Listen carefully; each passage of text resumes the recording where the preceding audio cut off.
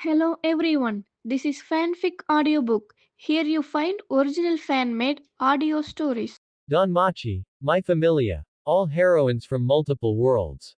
Part 3. Shakti plus fully armed was an image that had formed a deeply ingrained stereotype in the hearts of the citizens and adventurers living in the labyrinth city.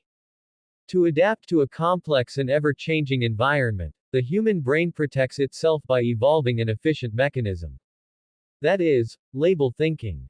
By using stereotypes to simplify information, complex individuals are quickly categorized into fixed groups, reducing the brain's load and increasing the speed of judgment and decision making.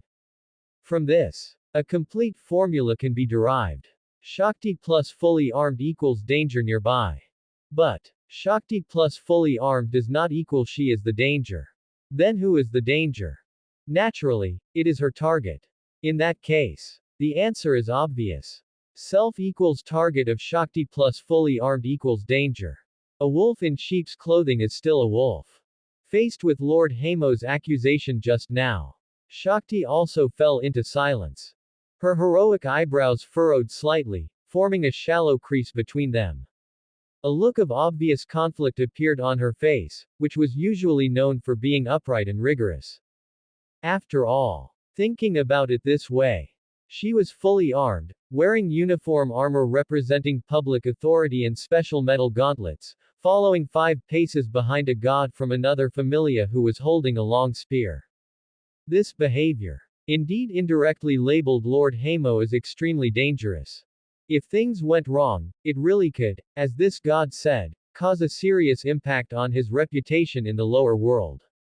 However, even if Shakti acknowledged this logic in her heart, it didn't mean her original stance would change because of it.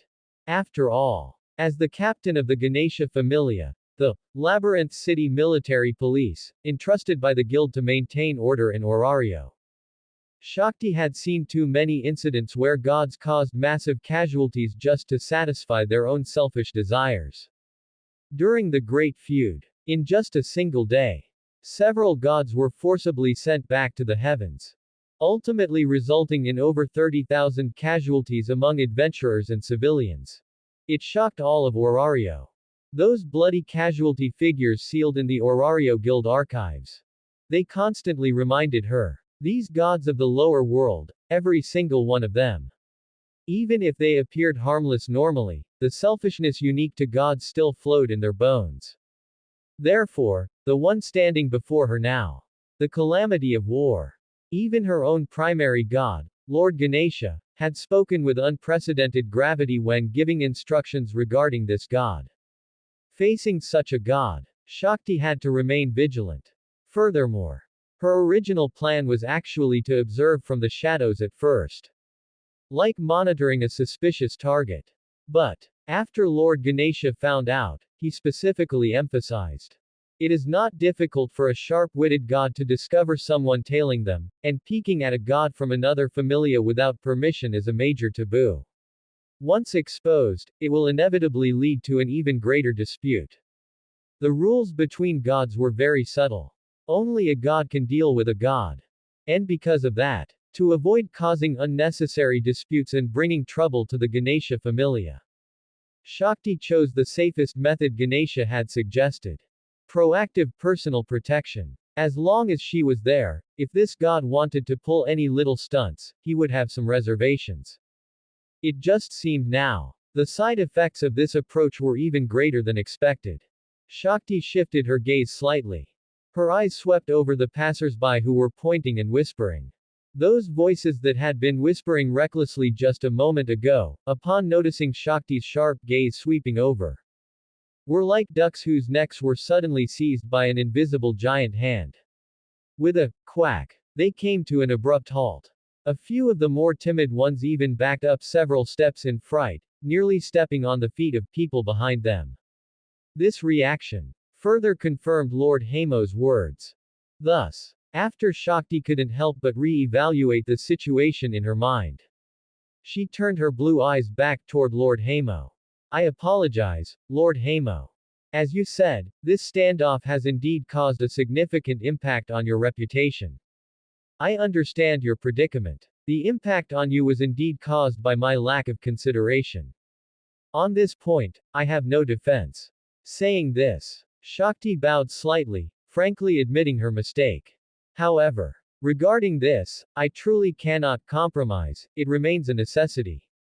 No matter how much you protest, I must ensure your whereabouts remain within a controllable range.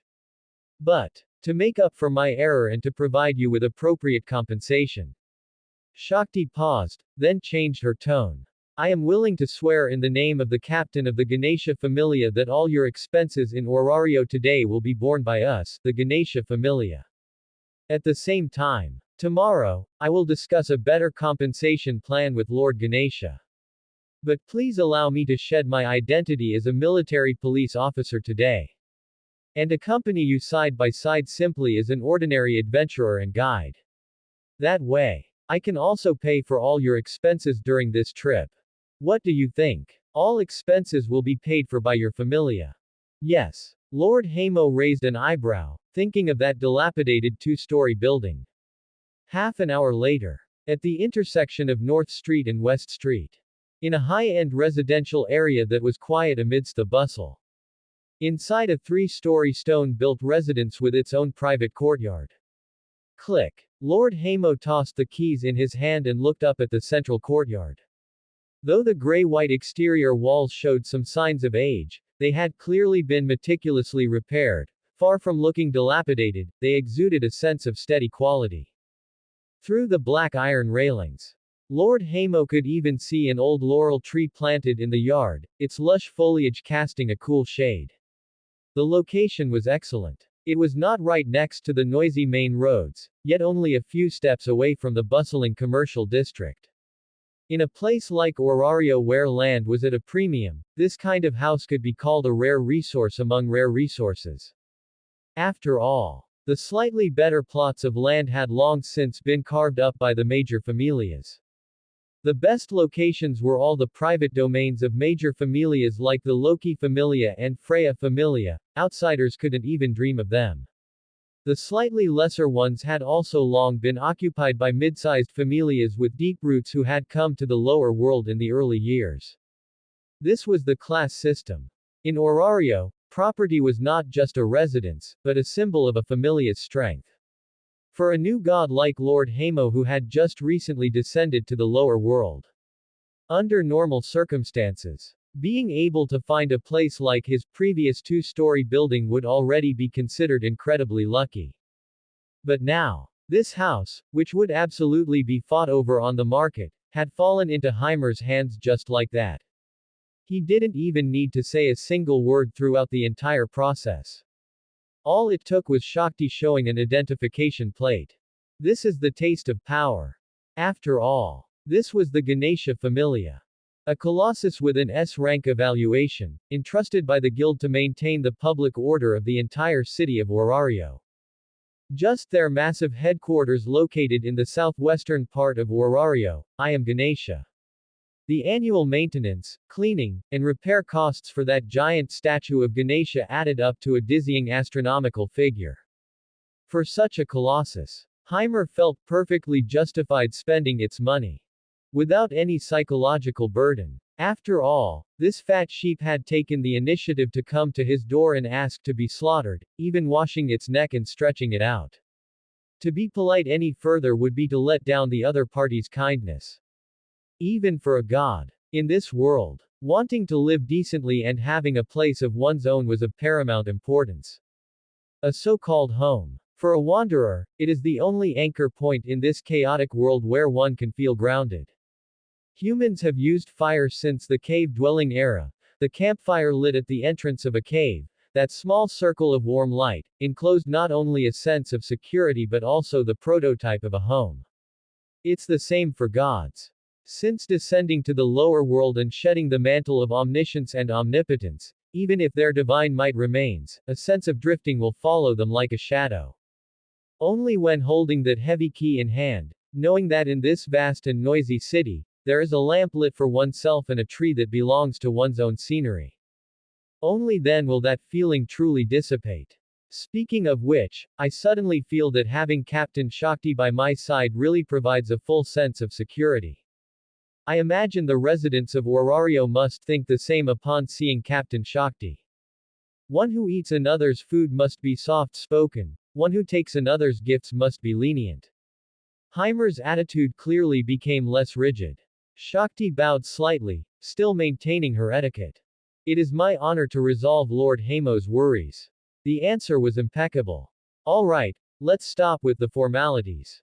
Seeing this, Heimer waved his hand. He didn't expect to hear any interesting response from such a wooden beauty. With a benefactor like you paying the bill, I should enjoy the fun of shopping. I saw just now that this house with a yard is empty, without even a chair. Now that we have a new house, the next step is to go buy some furniture and such. I can't let my children go back and sleep on the floor. Captain Shakti, let's go together. Having said that, Heimer turned around, took a step, and turned his head to signal. Yes. After Shakti responded, she immediately followed. A moment later, the streets of Orario were still noisy. But at this moment, this noise formed a strange vacuum around Heimer. The two still maintained that distance of exactly 5 steps, neither too far nor too close. Heimer walked in front, holding a spear, strolling leisurely. Shakti followed behind, fully armed, with a cold and solemn expression. The originally crowded crowd ahead. Upon seeing Shakti's iconic Ganesha Familia captain uniform, they instantly scattered to both sides like a school of startled fish, automatically making way for a wide path. No one dared to block the way. Now Heimer quite enjoyed this. After all, it saved the trouble of squeezing through. As for Shakti, who followed behind, she had been staring closely at Heimer's back.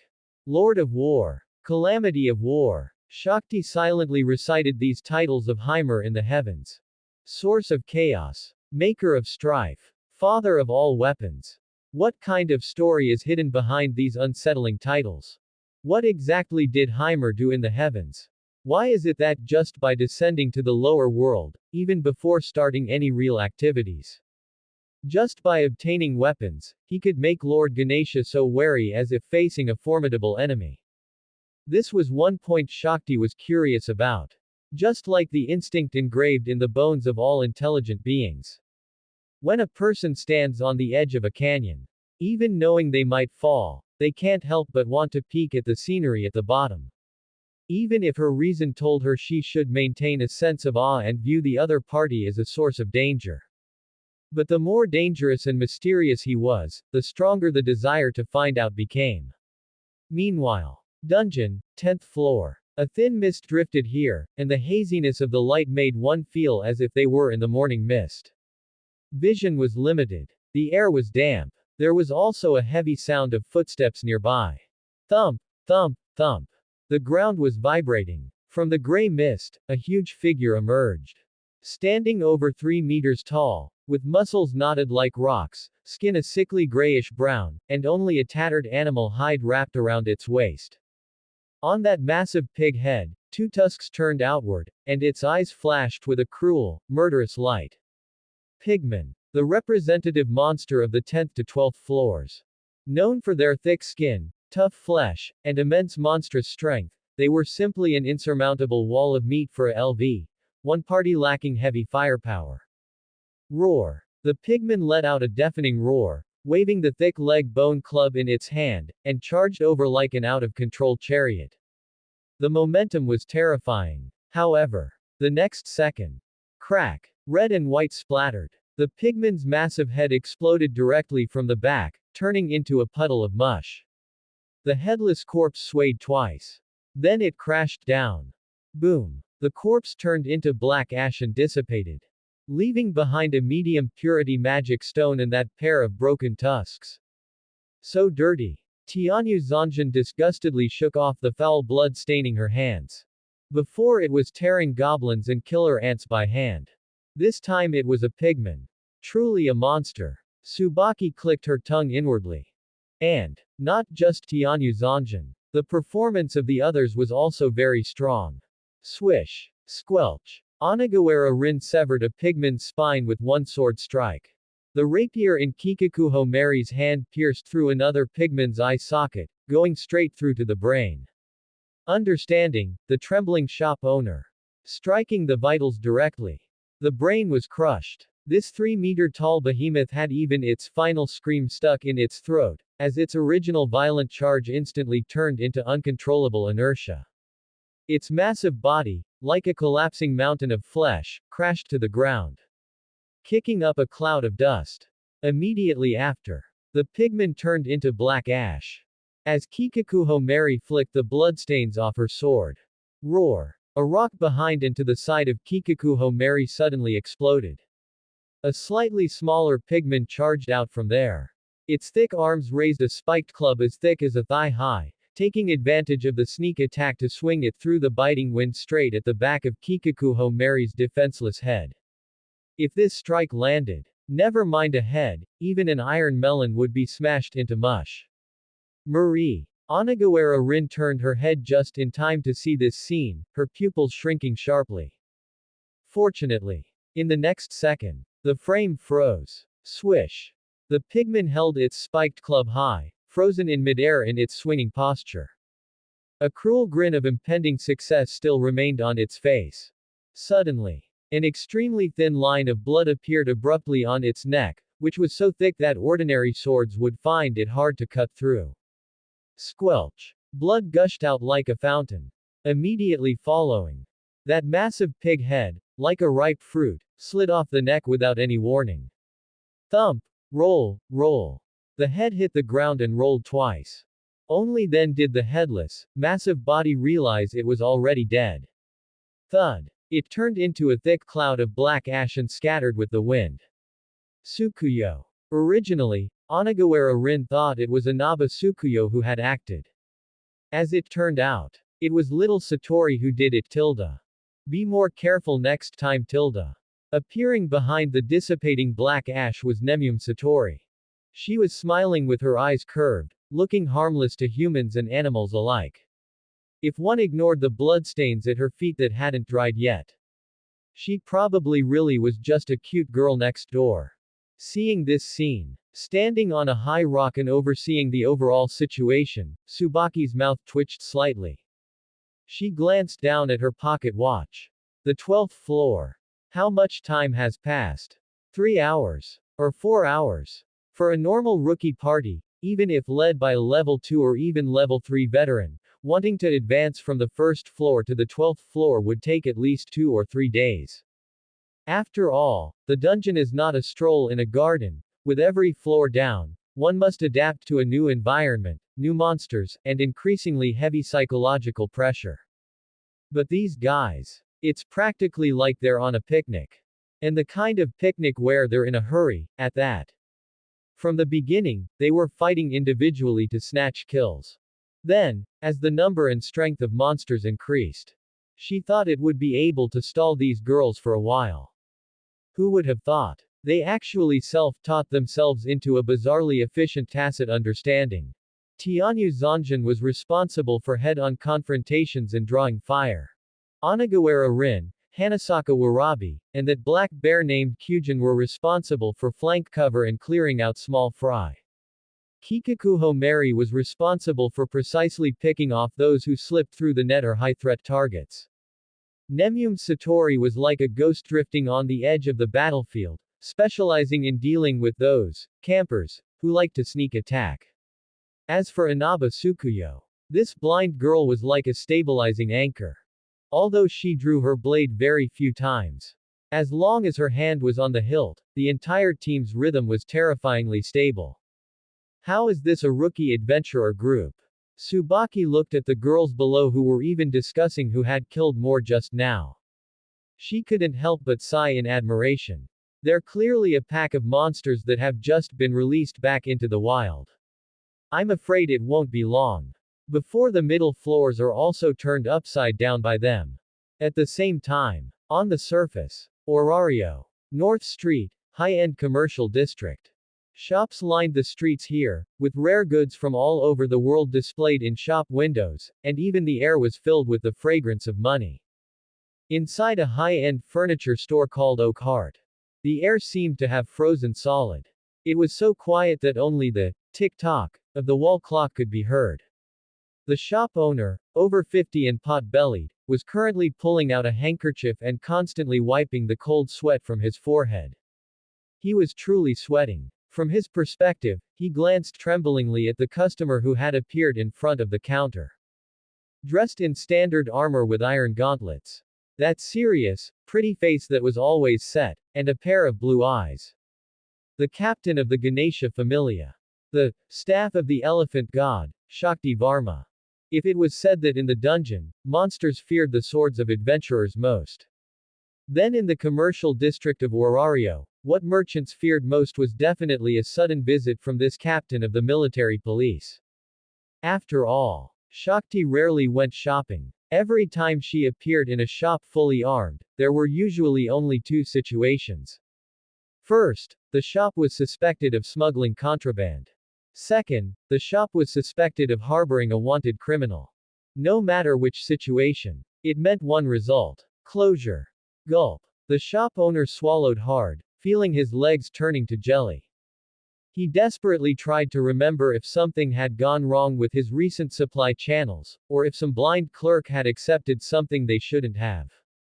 That, Captain Shakti. The owner forced a smile that looked worse than crying and approached while rubbing his hands.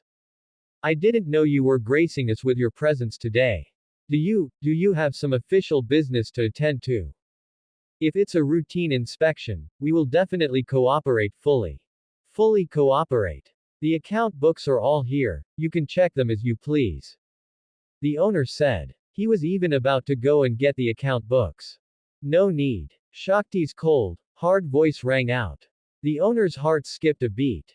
It's over. She's not even looking at the account books. Does she already have ironclad evidence and is going to arrest me directly?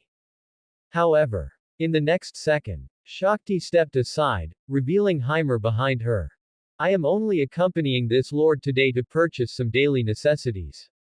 Purchasing daily necessities. The shopkeeper froze. He blinked his small, beady eyes twice, looking at the serious-faced Shakti. Then he looked at Heimer, who stood nearby holding a long spear with a relaxed expression. His brain short-circuited for 3 seconds. The captain of the military police, accompanying someone to buy furniture. What kind of combination was this? An incognito inspection? Or a sting operation? Regardless of which one it was. The shopkeeper understood only one thing, and that was that this deity's identity was definitely not simple. To have the captain of the military police following behind like a bodyguard, just how massive was his background? Ah, so that's how it is. I see, I see. The shopkeeper reacted instantly, the smile on his face becoming much more sincere. I wonder what this lord requires. This shop is one of the premier furniture stores in Orario. Whether you want elven-style wicker, dwarven-style stone carvings, or that Amazonian style. Something simple will do. Heimer interrupted the shopkeeper's incessant sales pitch. He glanced around at the dazzling array of high-end goods in the store. I want the sturdy and durable kind. Preferably something that can withstand a lot of wear and tear. After all, thinking about those few in his familia with startling destructive power, especially Tianyu Zanjin who could dismantle a Gundam with her bare hands, ordinary furniture probably wouldn't last 3 days. Also, I need a large quantity. Enough to furnish about 7 or 8 rooms. No problem. No problem. The shopkeeper nodded repeatedly. As for the price is not an issue. Before Heimer could speak, Shakti beside him spoke up first. With an expressionless face, she pulled a checkbook stamped with the Ganesha Familia emblem from the pouch at her waist. Charge it all to the Ganesha Familia's account. Or I can pay in full right now. Hearing this, the shopkeeper's pupils experienced another earthquake. The shopkeeper's beady eyes, which were already squeezed into slits by fat, bulged so hard they nearly popped out of their sockets. After all, the Ganesha Familia was paying the bill. And the impartial commander of the military police was personally opening her wallet. Gulp. His Adam's apple bobbed as the shopkeeper swallowed hard with difficulty. His gaze, like that of a thief, shifted cautiously back and forth between Heimer's overly handsome face and Shakti. Though his heart was itching with curiosity like a cat scratching it. He wondered which god this black-haired god was, to have the commander of the military police acting as a lackey and a part-time ATM. However, looking at Shakti's current fully armed state, even wearing her specialized gauntlet weapons, the shopkeeper's internal alarms instantly drowned out his curiosity. This matter was definitely not simple. Some incredibly important figure had likely arrived in Orario. In that case, he should definitely not ask too many questions. After all, to survive long in a place as chaotic as this, one must learn not to ask what shouldn't be asked and not to look at what shouldn't be seen. The less you know, the better you sleep. So, the shopkeeper's eyes darted around twice, and he decisively snuffed out the thought of gossiping. He saw nothing, and he knew nothing. As long as there was money to be made, he didn't care if it was a god or a devil. Moreover, it was the wealthy Ganesha Familia. Thus, the shopkeeper's face, which had been as stiff as plaster, instantly melted into a smile sweeter than honey, his two chubby hands rubbing together incessantly. Oh my! Look at what you're saying. Since Commander Shakti is vouching, there's nothing more to say. Come, this way, Lord. The shopkeeper trotted along, eagerly leading the way beside Heimer. You said you wanted sturdy and durable. Hey, then you've come to the right place. I'm not bragging, but if you ask around North Street, my goods have the toughest quality and the widest variety. I'll take you to see the best items in our shop right now. The shopkeeper's extremely fawning manner was a seamless transition. Heimer, hearing this, went along with it naturally. This way, Lord, please. The shopkeeper led him to a set of tables and chairs emitting a faint fragrance, looking proud. This elven-style wicker table and chair set uses ironwood vine produced from the 19th floor's great tree labyrinth, hand-woven by elven craftsmen. Not only is it breathable, but it also carries the natural scent of the forest. Sitting on it can calm the mind and spirit, it's perfect for relieving fatigue. Heimer reached out and touched it. The touch was warm, and the resilience was excellent. It was indeed a good item. Not only that, there's also this set. The shopkeeper led Heimer to the other side, pointing to a round table as black as ink. This is an obsidian round table handcrafted by a dwarven master.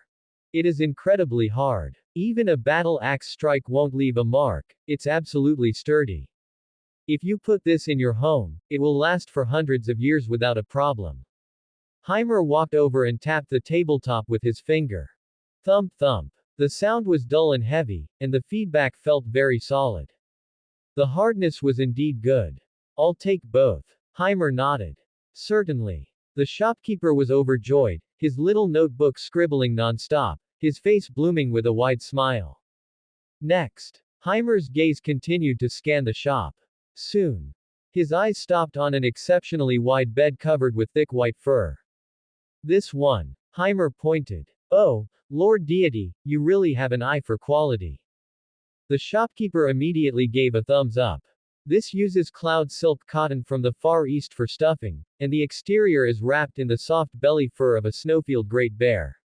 That touch, tisk tisk, lying on it is like sleeping on a cloud, it's so soft you won't want to get up. Hearing the shopkeeper's introduction, Inaba Tsukuyo's figure surfaced in Heimer's mind. After all, the girl was blind. In her daily life, being unable to see made her especially sensitive to tactile feedback. This kind of large bed, without any sharp edges and with a soft touch, should allow her to relax while resting. Moreover, girls, to some extent, would all like lounging in such a soft place. The others probably wouldn't refuse this cloud-like touch either. I'll take this too. Give me 8 of them. 8. The pen in the shopkeeper's hand almost fell to the ground. However, seeing that Shakti, though serious, did not voice any objection. The shopkeeper hurriedly swallowed his exclamation back down. No problem. We just happen to have enough in stock. Also, do you have that kind of? Heimer gestured with his hands, his brow slightly furrowed. Extra large, wear resistant, preferably the kind of carpet or mat that won't tear no matter how much it's scratched. Extra large. Won't tear no matter how you grab it. The shopkeeper was taken aback, his beady eyes blinking twice, somewhat confused. Are you planning to use this for a pet? Something like that. Lord Hamo was thinking of those two bears. After all, they were Hanasaka Warabi's beloved treasures. Especially that big guy called Kyujin, thick-skinned and tough. He was, at the very least, a combat asset of his own familia, so his treatment couldn't be poor. Yes. Of course we have. As long as there was money to be made, they had everything. If they didn't have it, they'd make it appear. The shopkeeper's eyes lit up. He immediately turned around and burrowed into a corner of the warehouse, huffing and puffing as he dragged out a roll of thick padding that looked utterly unremarkable. This is made from rawhide giant lizard leather. It might not look pretty, but it's absolutely wear resistant. It's hard to cut even with a knife. Lord Hamo reached out and tugged on it. Not bad. Alright, this one then. And so, Lord Hamo continued, picking out quite a few more things based on the preferences of the other members. For Kikakuho Mary, he chose an exquisite dressing table and a full-length mirror. After all, she was a young lady, and managing her image was important. For Hanasaka Warabi, he chose a cabinet with many drawers and hidden compartments, convenient for hiding her various messy little tools and snacks. And this wine cabinet, plus the tea set over there. Half an hour later, the bill in the shopkeeper's hand was already filled with a long page of items. The final total amount. Even for a behemoth like the Ganesha Familia, while it wouldn't cripple them, it was definitely a significant extra expense. The shopkeeper wiped the sweat from his forehead, sweat born of excitement. If this deal went through, he could close up shop for the rest of the month and just count his money. That's probably all for now. Lord Hamo finally stopped, looked around the area, and confirmed there was nothing else he'd missed. Yes. Lady Shakti, would you please take a look? The shopkeeper hurriedly bowed and scraped, then tremblingly handed the bill to Shakti, who had been silently following behind all this time. Since Lord Hamo selected them, there's naturally no problem. Shakti, expressionless, took the bill, glanced at the number, and directly pulled a seal from the money pouch at her waist, stamping it heavily onto the check. Thump. That sound, to the shopkeeper's ears, was simply the sound of money hitting the ground. And so, leaving the furniture store, the afternoon sun was a bit glaring. Lord Hamo stretched lazily, clearly in a good mood. They had a house. They had furniture. The children of his familia were also working hard, fighting monsters and leveling up in the dungeon. Everything was developing in a positive direction. Thank you, Captain Shakti. Lord Hamo turned his head and smiled at the dutiful Shakti. The generosity of the Ganesha Familia, I will keep it in mind. This is also my way of making up for the previous oversight in my duties. As long as Lord Hamo no longer feels troubled by the matter of the escort.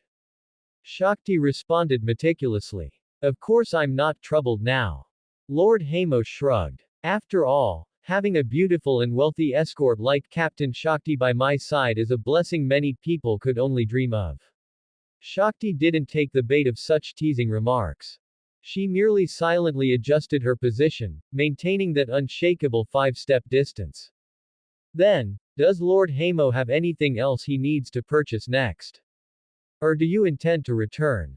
No rush. Lord Hamo looked up at the sky. The sun was already beginning to set in the west. Calculating the time. It had been several hours since that group of kids went to have fun in the dungeon. They should be about to return by now. In that case. Lord Hamo thought for a moment, then took a step forward. Let's head to the Hephaestus Familia's headquarters first. Oakhart was on North Street. Setting out from here. After about half an hour.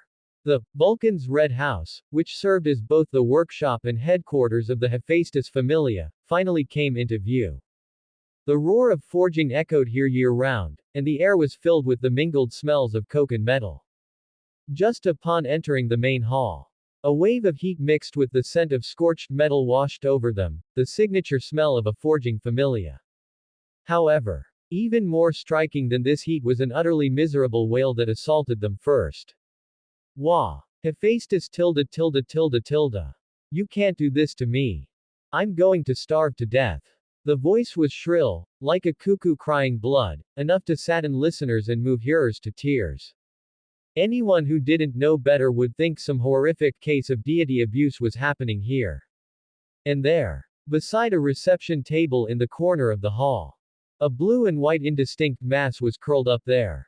It was a person. Or, more accurately, a god. That signature twin tails. And that blue ribbon passing under the chest, straining to create a shocking curve. Who else could it be but Hestia? However, at this very moment, Hestia was rolling her face across the tabletop like a salted fish that had lost its dreams, emitting a series of noises that drew sidelong glances. An aura of gloom, a black miasma of despair, emanated from her entire being. Gurgle. Woo-woo, so hungry. I haven't eaten for several hours, that heartless Hephaestus. Hestia lifted her head. Her originally energetic, round face was now scrunched up like a bitter melon. The cause of the matter was simple. Not long ago, she had finally slept her fill, and with a head of messy, sticking up bed hair, she groggily crawled out of the guest room in search of food. Following the usual routine, even though she had perfectly missed lunchtime at this hour. However, as long as she wandered around the workshop a bit, then blinked those big, watery eyes twice, and called out in that sickeningly sweet voice, Hephaestus tilde. The sharp-tongued but soft-hearted Hephaestus would, while scolding her with, I really don't know what to do with you, have someone bring out a steaming hot lunch. This move had never failed before. This was Hestia's confidence, her sense of security. But then, today, the script changed. When Hestia, familiar with the route, made her way to the entrance of Hephaestus's private workshop. What greeted her wasn't Hephaestus's sight tinged with helpless indulgence, but a cold, wooden sign hanging from the doorknob that read, in seclusion. Do not disturb. Not even Hestia. And the door was locked from the inside. No matter how hard Hestia knocked, acted cute, or even threw a tantrum outside, there was absolutely no movement inside. It was as if her best friend, who usually treated her the best, had suddenly vanished into thin air. That's too much. Hestia pounded the table in indignation. Even that Tsubaki isn't here.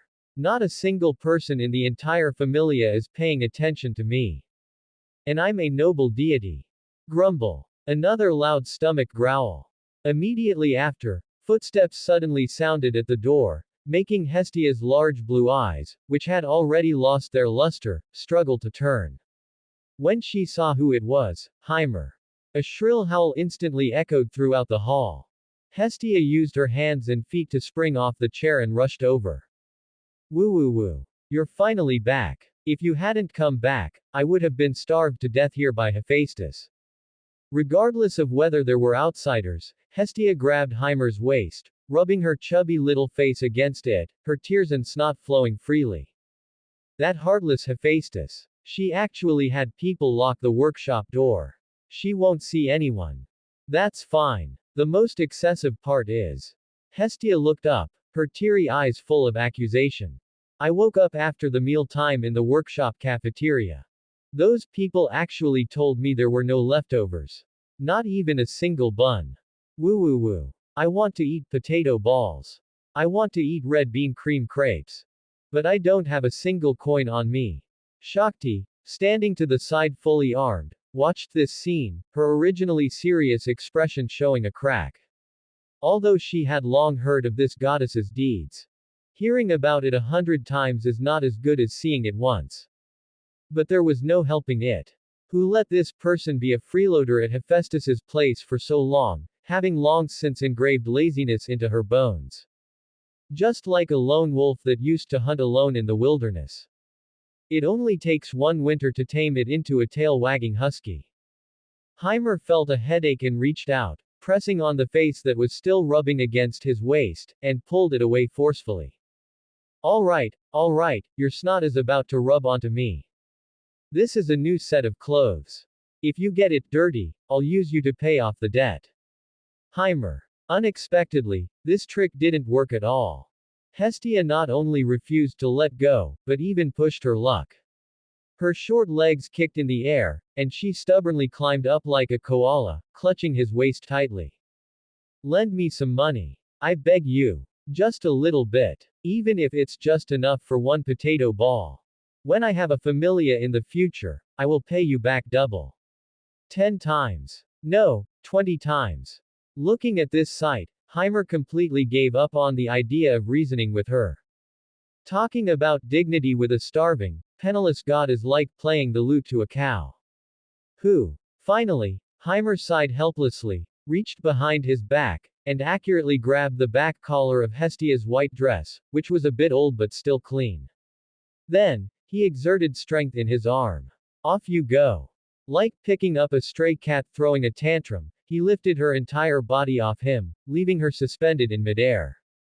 Let go of me. Put me down immediately. Both feet off the ground. Gravity may be late, but it never fails to show up. Hestia was still flailing her limbs helplessly in the air, her signature black twin tails swinging back and forth with her movements. Stop yelling, my ears are going deaf. Heimer brought Hestia in front of him, making her look him in the eye. Hephaestus is in seclusion for a serious matter. You, as her best friend, besides lazing around and eating here, have the nerve to complain that she isn't cooking for you. Besides, since you're awake, it saves me from having to look for you again. I have something to tell you.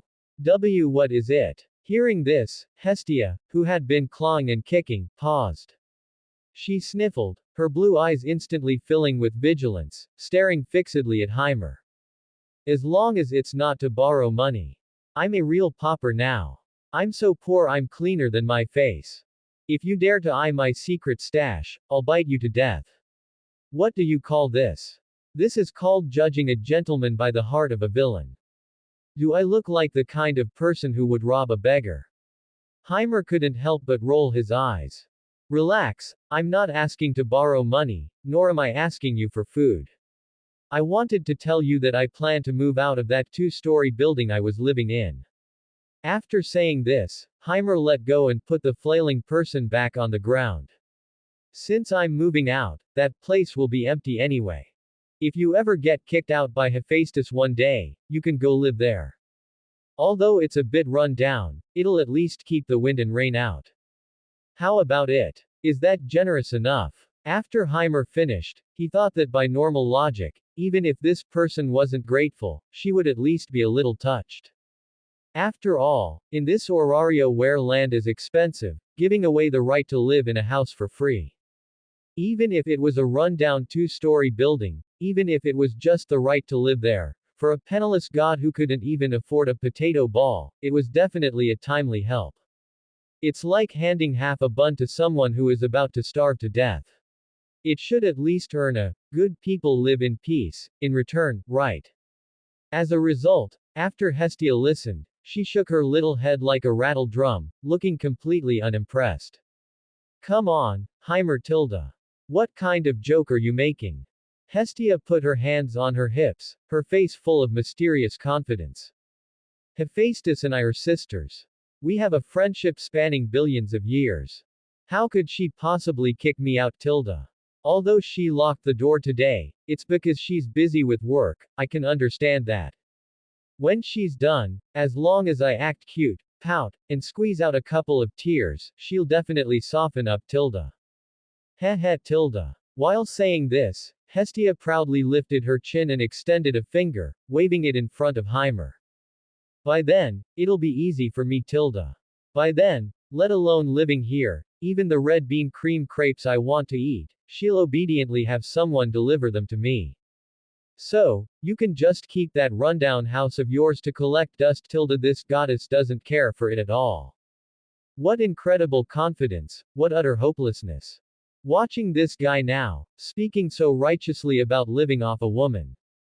After hearing this, Heimer's mouth twitched uncontrollably, and he was utterly speechless. He had already begun looking forward to the day this guy would be thrown out by Hephaestus. After all, when that time came, this guy would definitely be unable to bear it and come running to find him. It would be the perfect opportunity to thoroughly mock him. Oh, right. You said you're moving out of that two-story building. Have you decided where to move to? Hestia thought of the key point and asked, tilting her head. Yes, it's already settled, and it's not far either.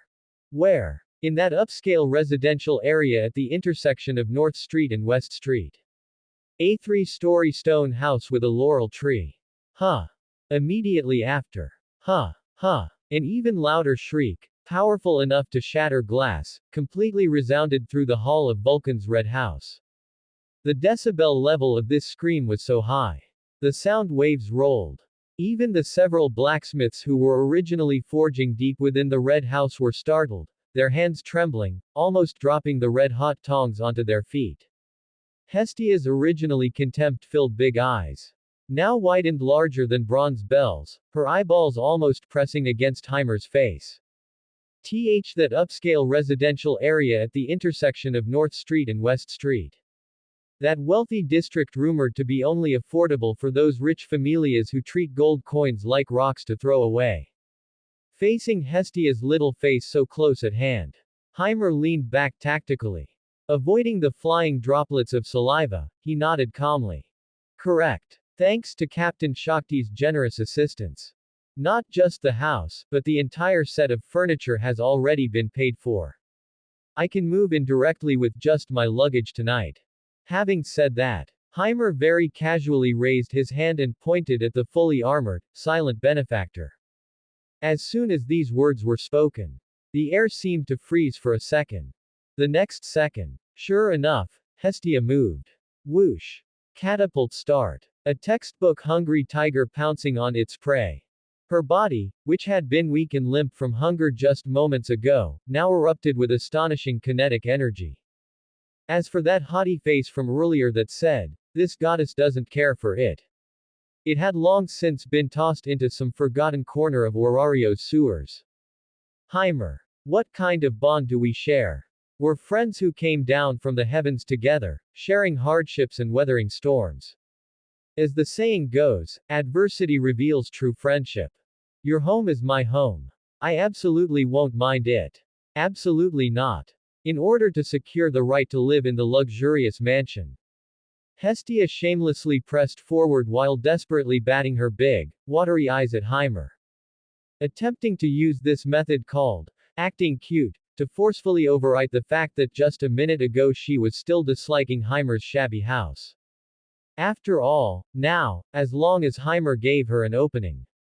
That way, she would have an insurance policy. If the day ever came when Hephaestus really hardened her heart and made her go find a job.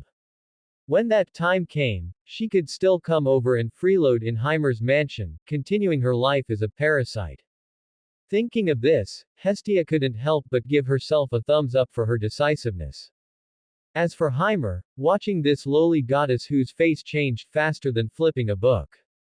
He remained expressionless. Speaking of which, wasn't a certain goddess just a moment ago acting completely unimpressed?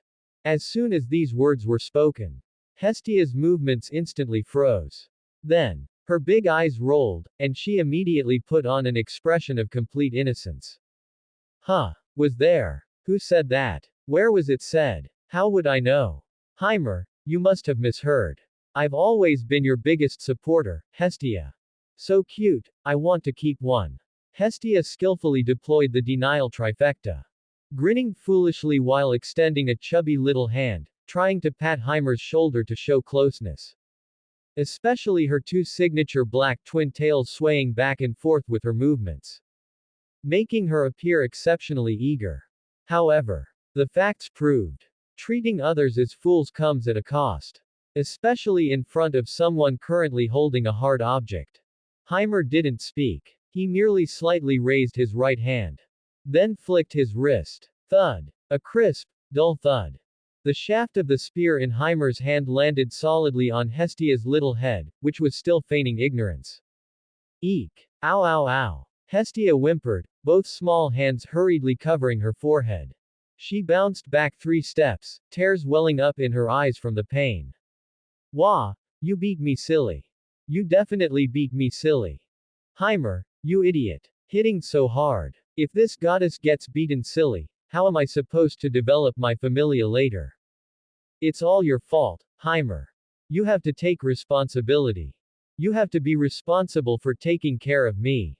Otherwise, I'm going to report you to the guild for abusing a goddess. Rubbing the small bump rising on her forehead, Hestia looked up with teary eyes, her face full of accusation. Speaking of which, just what was that thing from the hit a moment ago? Hard as an iron rod. Thinking of this, Hestia complained. Then, looked up. Thus, suddenly, Hestia saw. What Heimer held in his right hand was actually a spear, its body entirely silver white, with a spearhead that appeared dark red. When she clearly saw the weapon that appeared in Heimer's hand, Hestia's originally puffed up, aggrieved little face instantly froze. The muscles at the corners of her eyes involuntarily twitched upwards twice. Although that spear was merely held casually in Heimer's hand, its tip even pointing downwards. However, Hestia's pupils still violently constricted. After all, as a chief god who also descended from the heavens, even if she usually acts like a complete good-for-nothing. However, there are some things she naturally knows more clearly than anyone in the lower world. She naturally understands what this scene means to the gods of the lower world. As the calamity of war who troubled the gods even back in heaven. From the very beginning of her descent to the lower world, she was unanimously recognized by the gods as a troublemaker who must absolutely not be allowed to obtain a weapon in the lower world. And now, she's openly carrying a weapon in the lower world. This sight, this scene.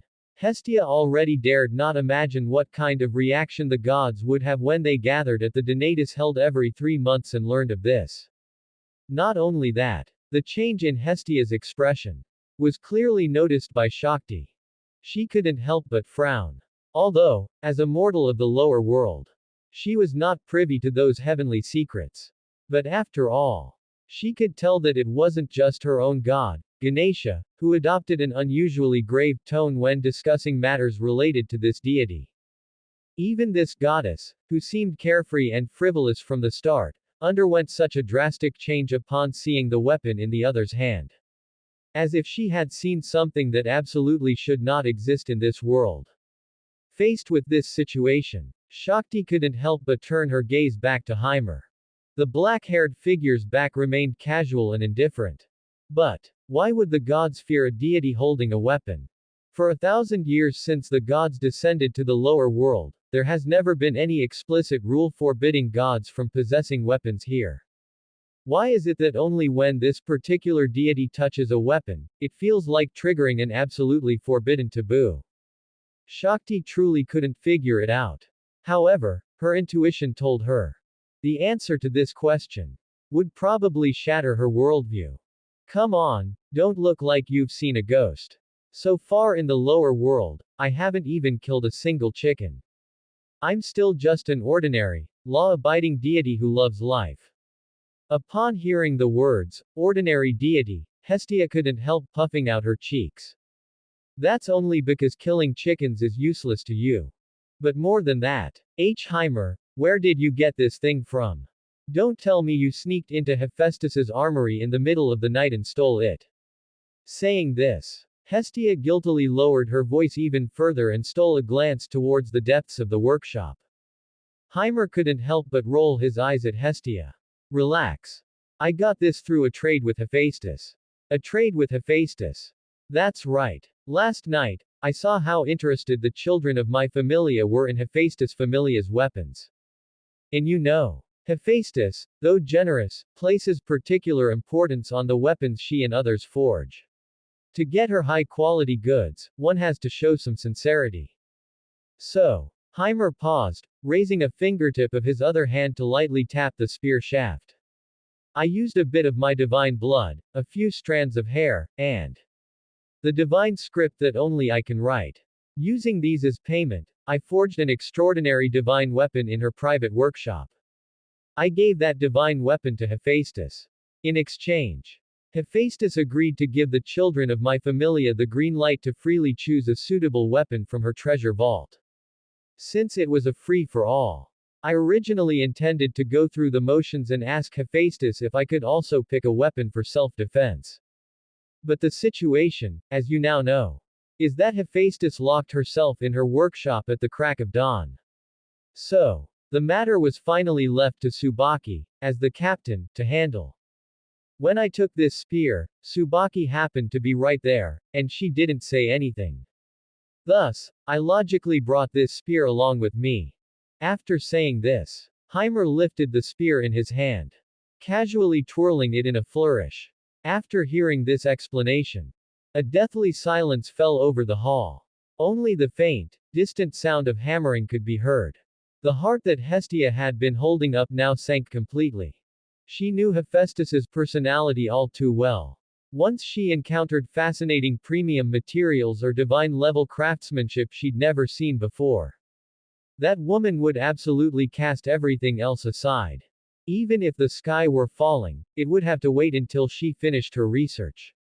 And so it was. That idiot Hephaestus. She must have been so excited that she forgot to tell Tsubaki the most crucial thing. Hestia let out a silent wail in her heart.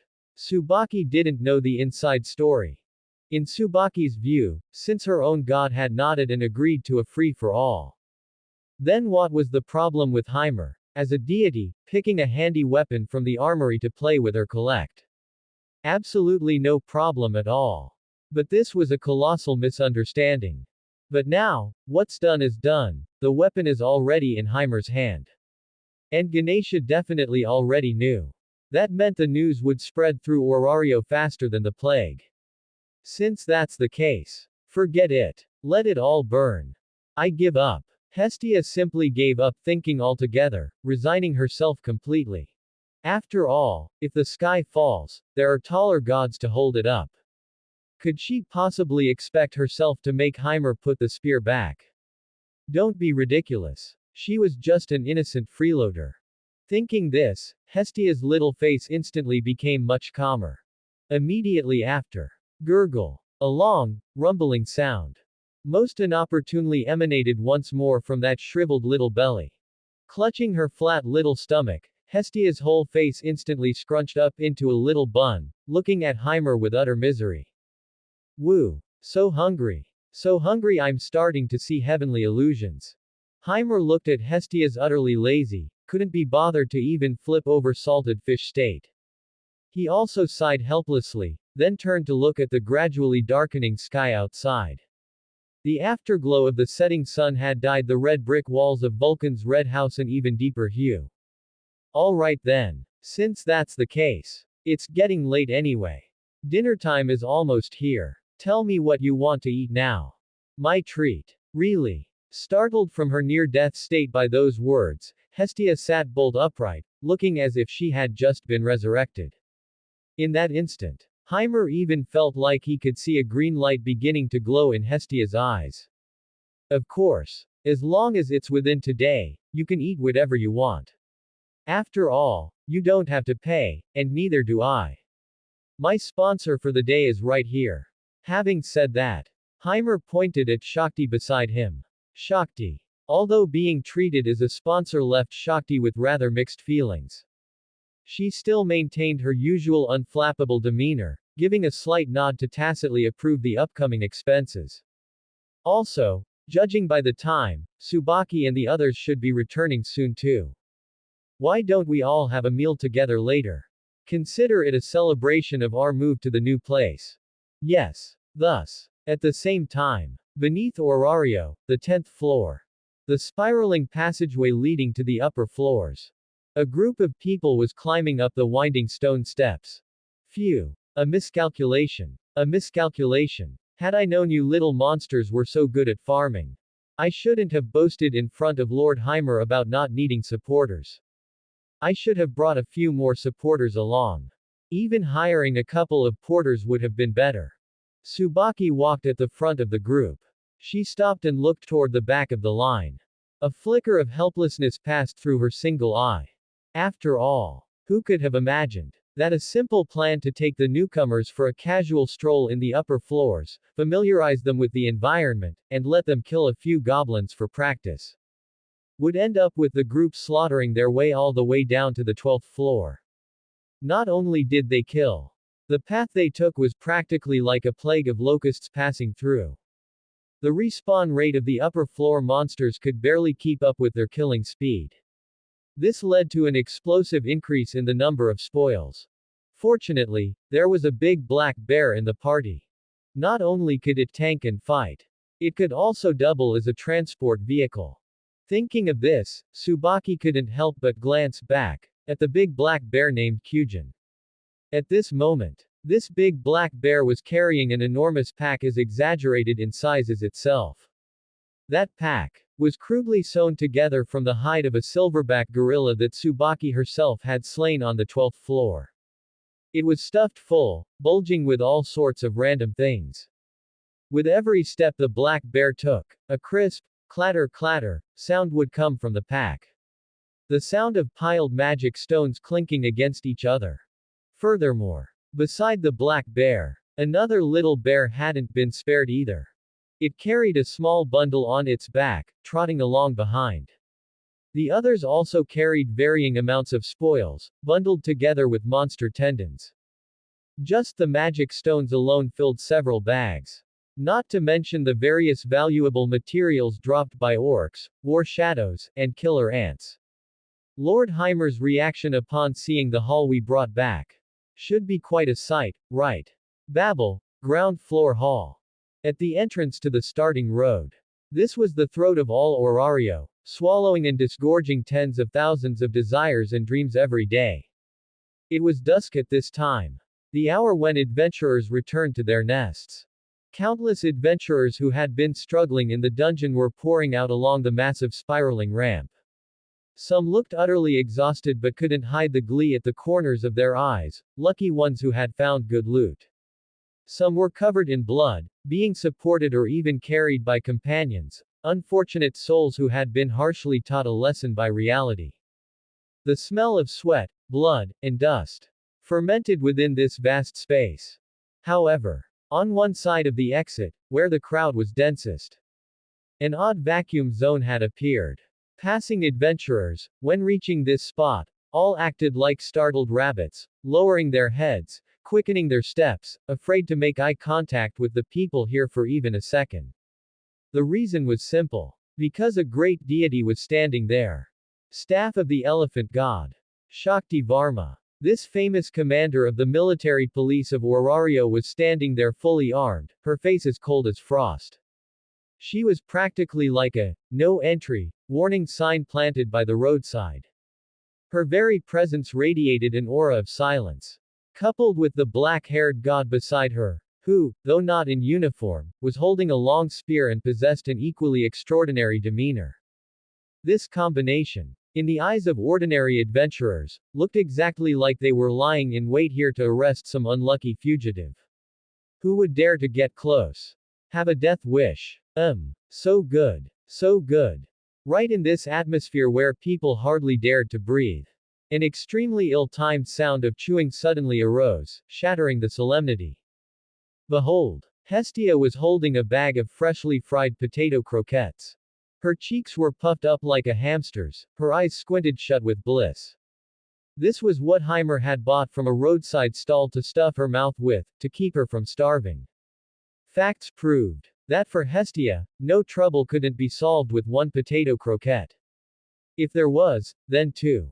Heimer.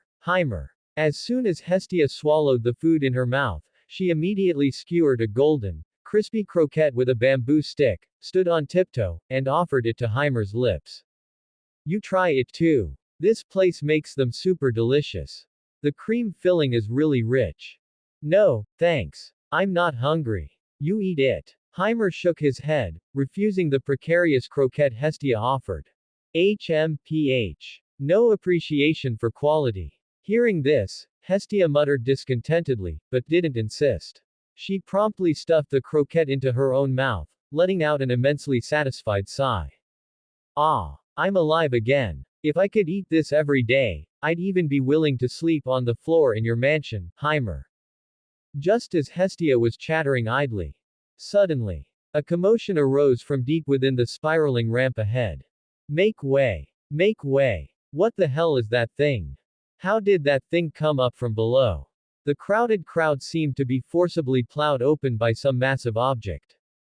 Amidst exclamations and curses, the adventurers, each wearing startled expressions, scrambled to make way to both sides, forcibly squeezing out a spacious passage. Immediately after, thump, dull yet powerful footsteps echoed on the flagstones, making the hairs on people's necks stand on end. A behemoth burst into everyone's view. It was the black bear. A black bear of ridiculously large size. Its four limbs were as thick as pillars, and every step it took carried the force of 1,000 pounds. But that wasn't the most shocking part. What made everyone's eyeballs nearly pop out was what it carried on its back. It was a huge sack, crudely sewn together from the hide of a level 12 monster, probably a silverback gorilla. It was bulging, almost as large as the bear itself. As the black bear moved, a crisp, clattering sound came from within the giant sack. It was the sound of stones colliding with each other. Crisp, dense, pleasing to the ear. To every adventurer present, this sound was incredibly familiar. It was the distinct sound of magic stones grinding against each other in a confined space. This is a black bear, right? An adventurer nearby widened his eyes, nearly dropping the half-bag of low-purity magic stones he was carrying. It's really a black bear. How could someone bring such a ferocious beast into the dungeon? Doesn't it attack people? Isn't that beside the point? Another companion swallowed hard, staring fixedly at the giant sack, his gaze revealing unconcealed greed. Judging by that sound, could it be filled entirely with magic stones?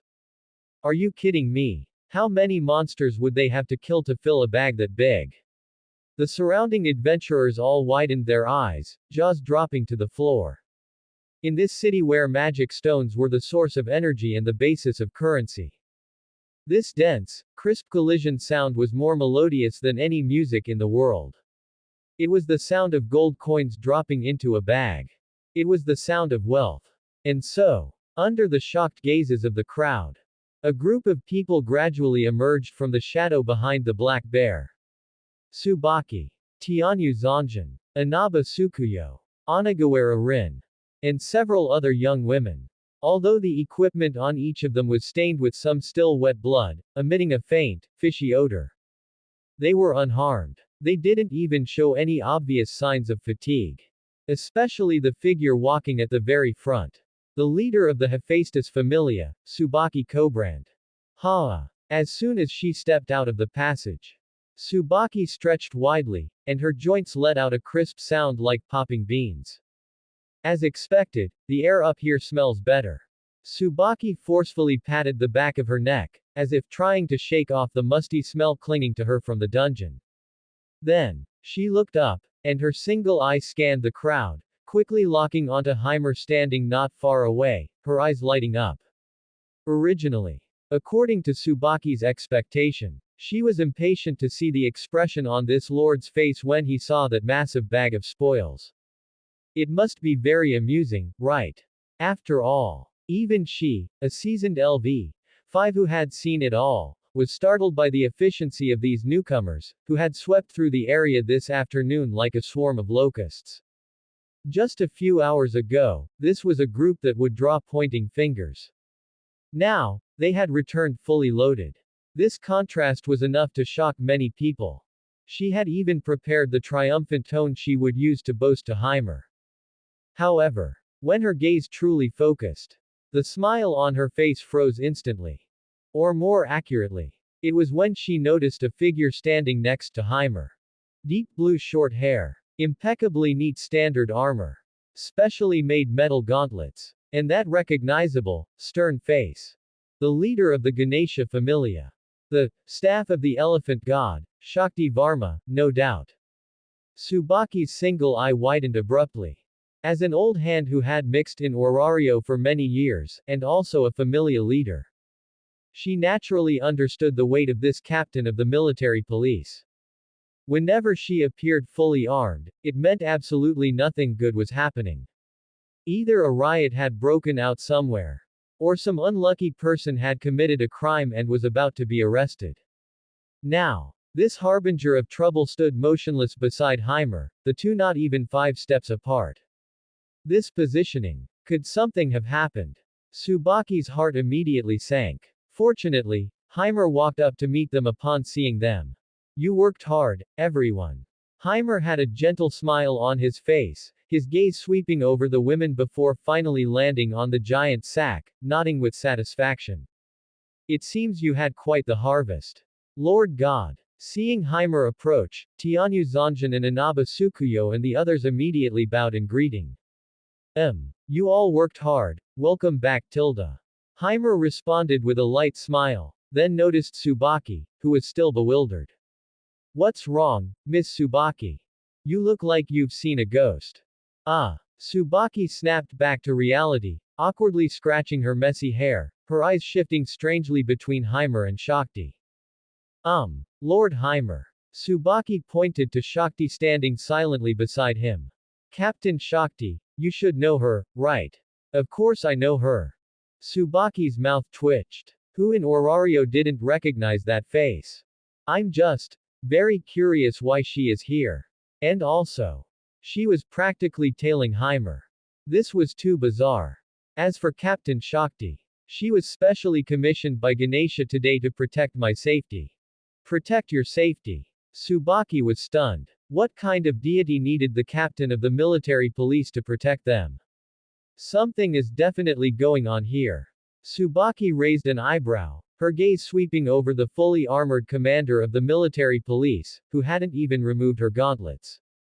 She looked at the other woman's cold face, which seemed to say, official business only, keep away. After a moment's thought, Tsubaki decided it was best not to say anything more. After all, from morning until now, this Lord Heimer had already brought her enough surprises for one day. First, her stingy deity had uncharacteristically allowed her to bring people into the Familia's armory to pick whatever they wanted. Then, there was the performance of these little monsters on their first trip into the dungeon. Adding one more surprise now wouldn't make much difference. Besides, it was better not to pry into the affairs of deities.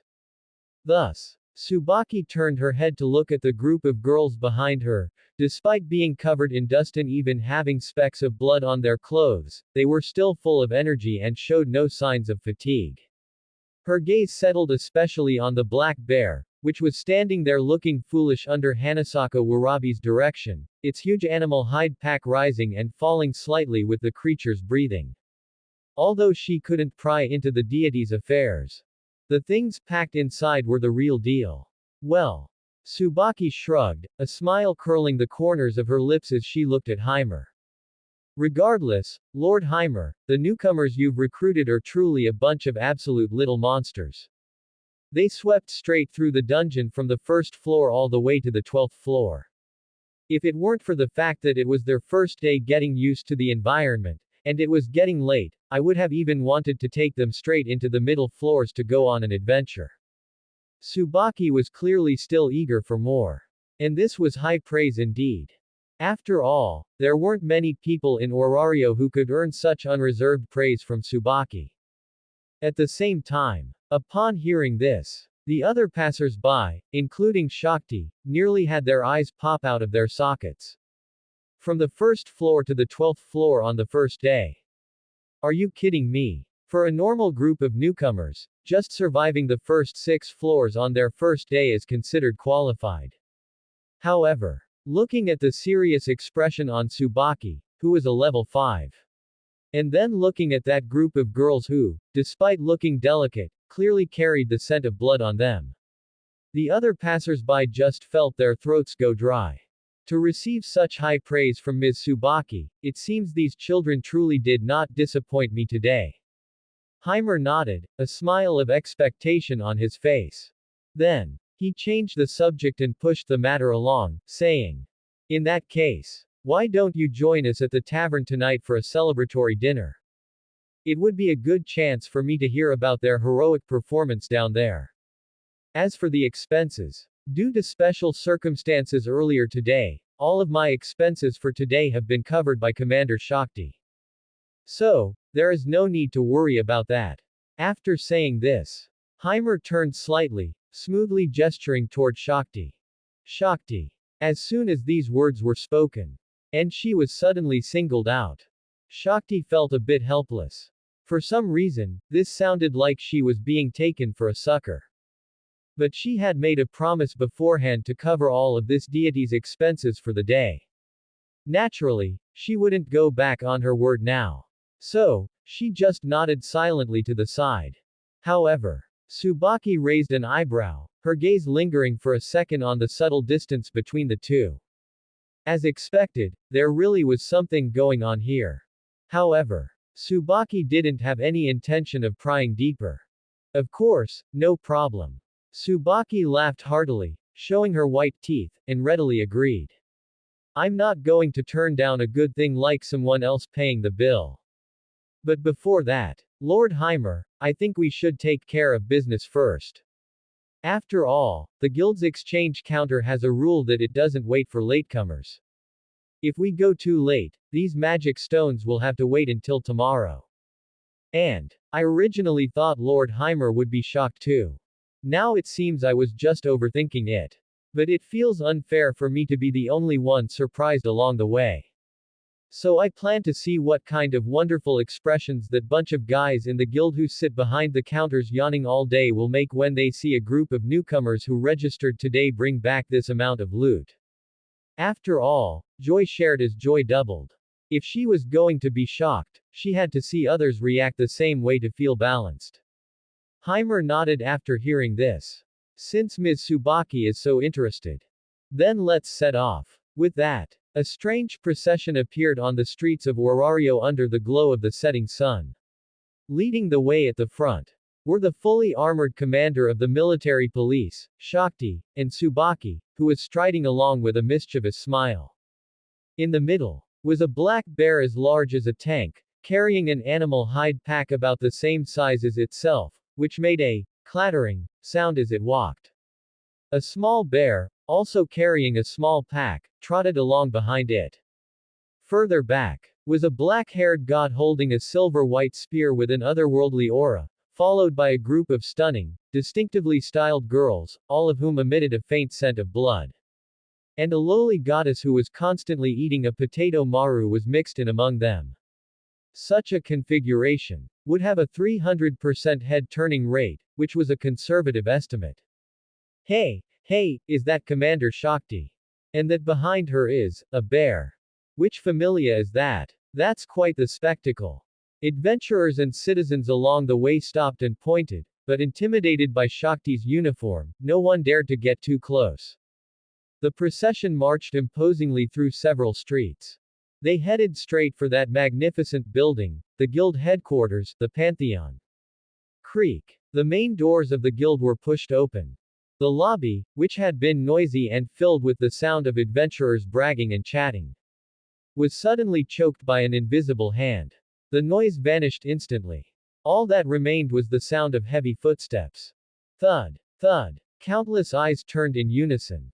When they saw that the person in the lead was Shakti, wearing the uniform of the captain of the Ganesha Familia. Many adventurers who had guilty consciences or had just committed some minor offense instinctively lowered their heads. The entire lobby was eerily quiet. Tsubaki was quite satisfied with this. This spectacle was grand enough. Thus, Tsubaki ignored the off-filled gazes around her and led the group straight through the crowd toward the rookie reception counter on one side of the lobby. There, the half-elf girl from earlier that day, Aina Tool, was buried in a pile of documents half a person tall. Her brows were tightly furrowed, and the quill in her hand was sketching rapidly on parchment, clearly overwhelmed by the complex data statistics of the day. As a consultant with multiple roles, this was her busiest time. Ms. Aina. A familiar voice rang out above her head. The tip of Aina's pen paused, and then she looked up. The first thing that came into view was Tsubaki Kobrand's iconic smiling face with her eye patch. Tsubaki. Miss Tsubaki. Aina was stunned for a moment. Immediately after, her gaze shifted past Tsubaki. Lord Hamo.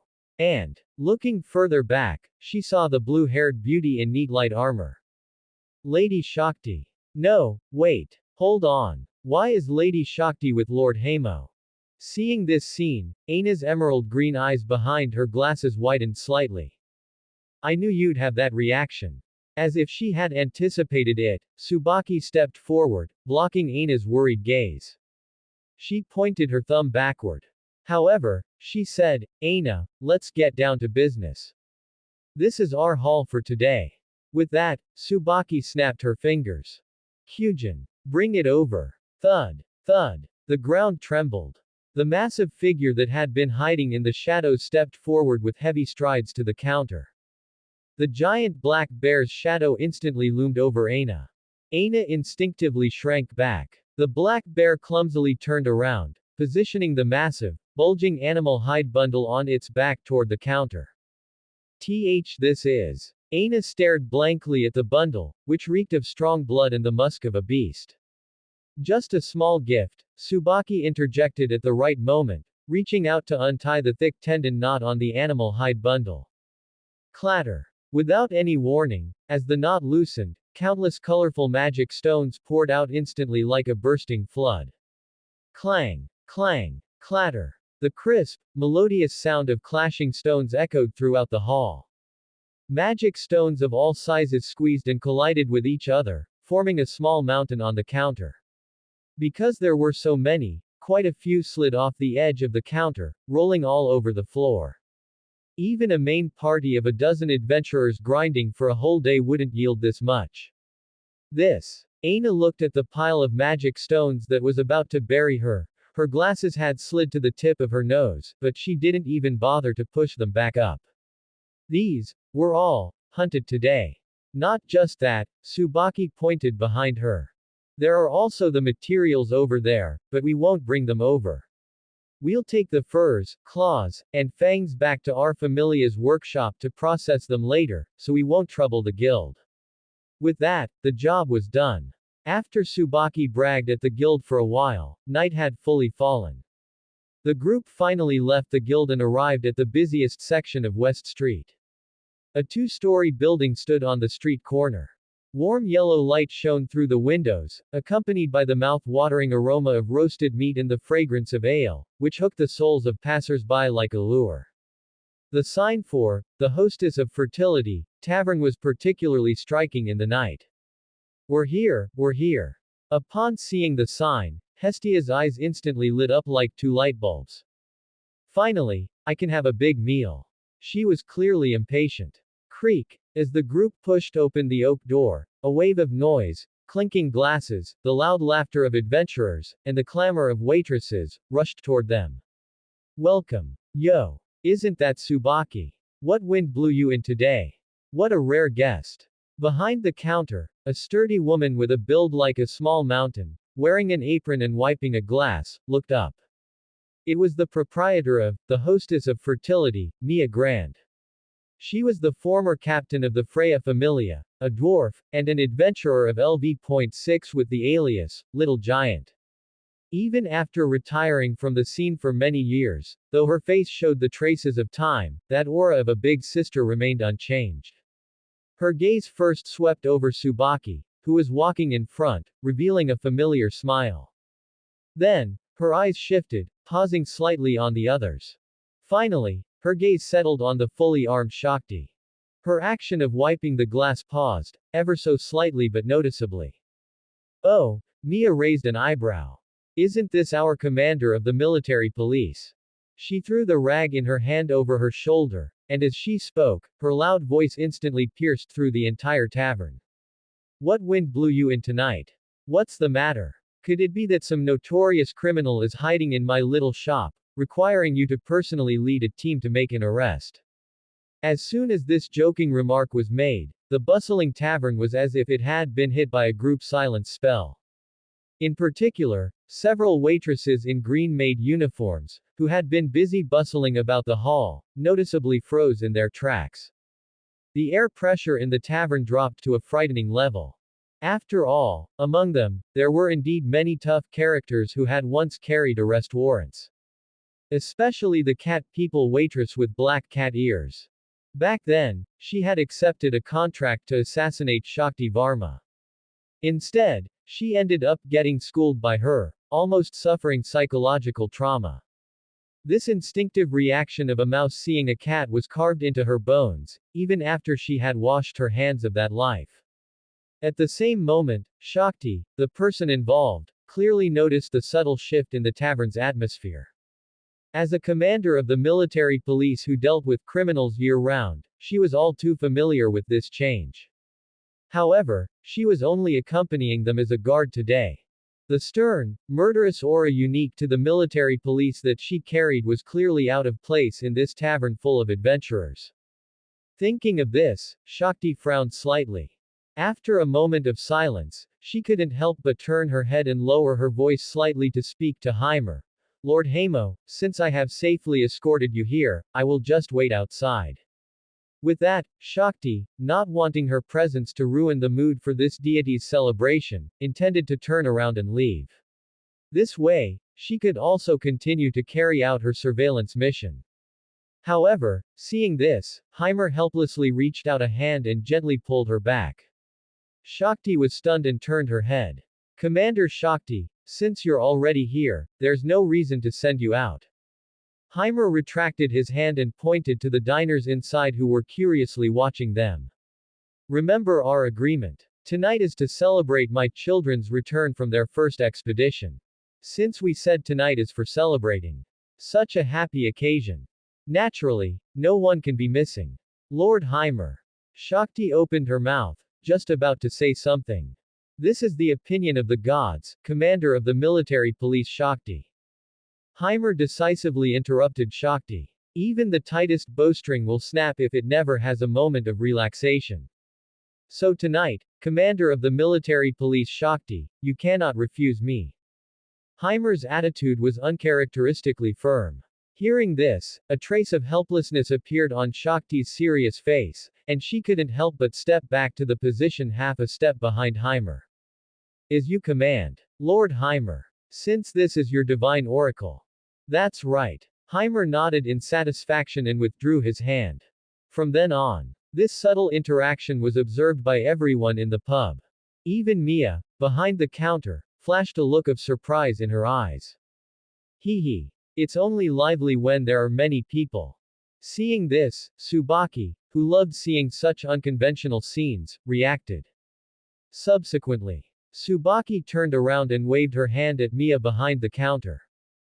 Alright, boss Mia. Stop just watching the fun. Put together a few of the largest tables for us. Bring out all the best wine and meat tonight. We are the big spenders tonight. Ho. No problem. Mia let out a hearty laugh, and the tense atmosphere from a moment ago vanished instantly. Since you are honored guests, why be polite? Mia waved her hand and immediately yelled at the few employees who had long been acting like shrinking violets. Lunoir. Chloe. What are you still standing there for? Didn't you hear the guest? Hurry up and put together a few of the largest tables. No, no way, meow. Hearing this, the cat people Chloe felt extremely guilty on the spot. Is there still time for us to sneak away, meow?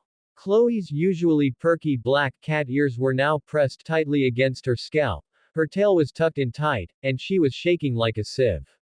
This was absolutely the most authentic instinctive reaction of a feline when encountering a natural predator. Beside her, Lunoir's situation wasn't much better. I think, it's hopeless.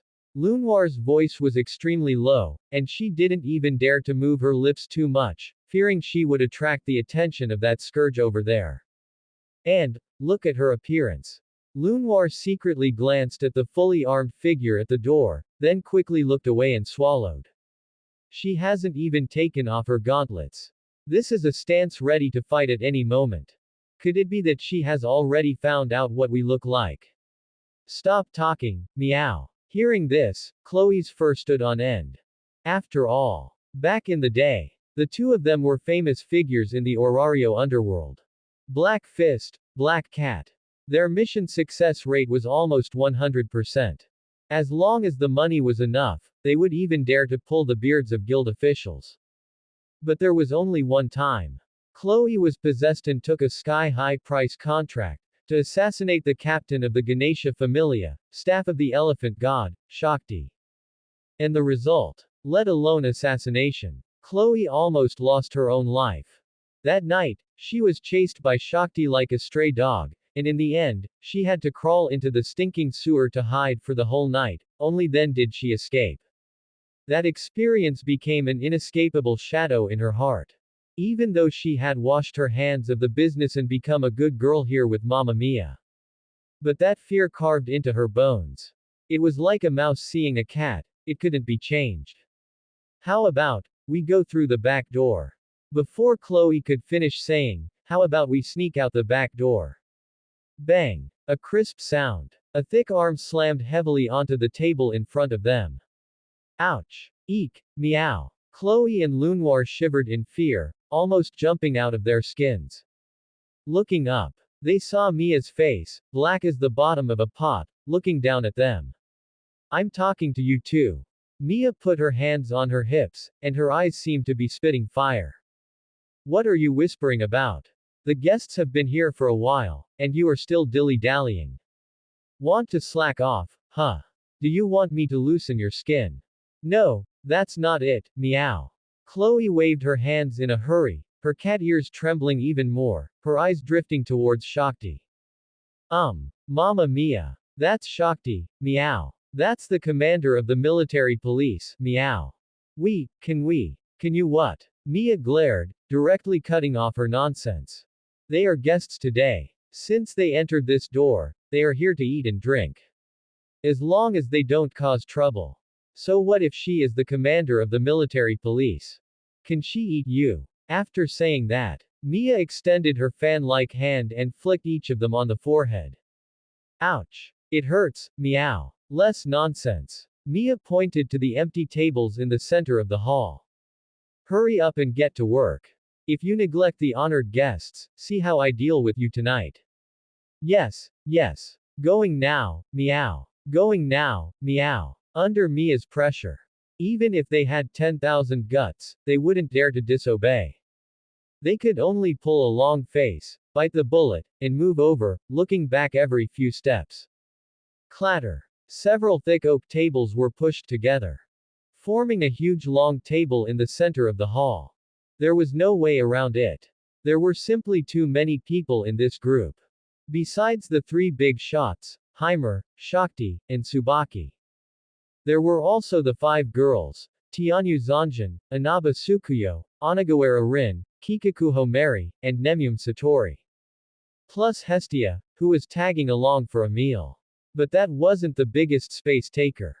The biggest space taker was that black bear. The Kyujin's massive body sprawled on the floor like a small mountain of meat, directly occupying the space of three people.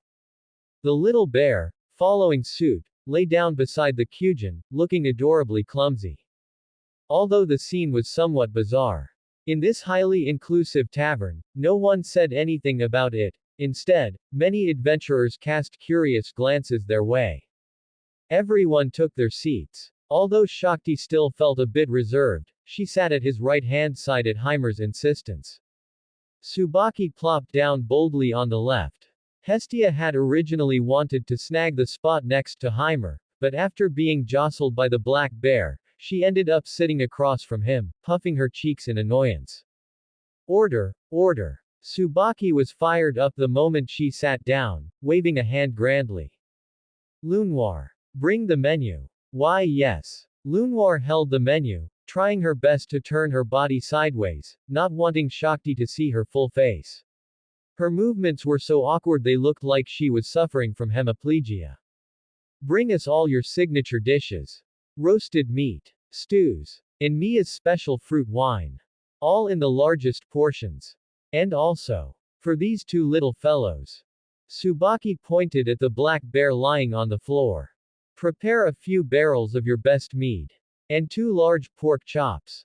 Grar. The Kyujin seemed to understand, immediately raising its head and letting out an excited low roar. Yes. Lunoir noted the order while backing away swiftly, wishing she could vanish into thin air.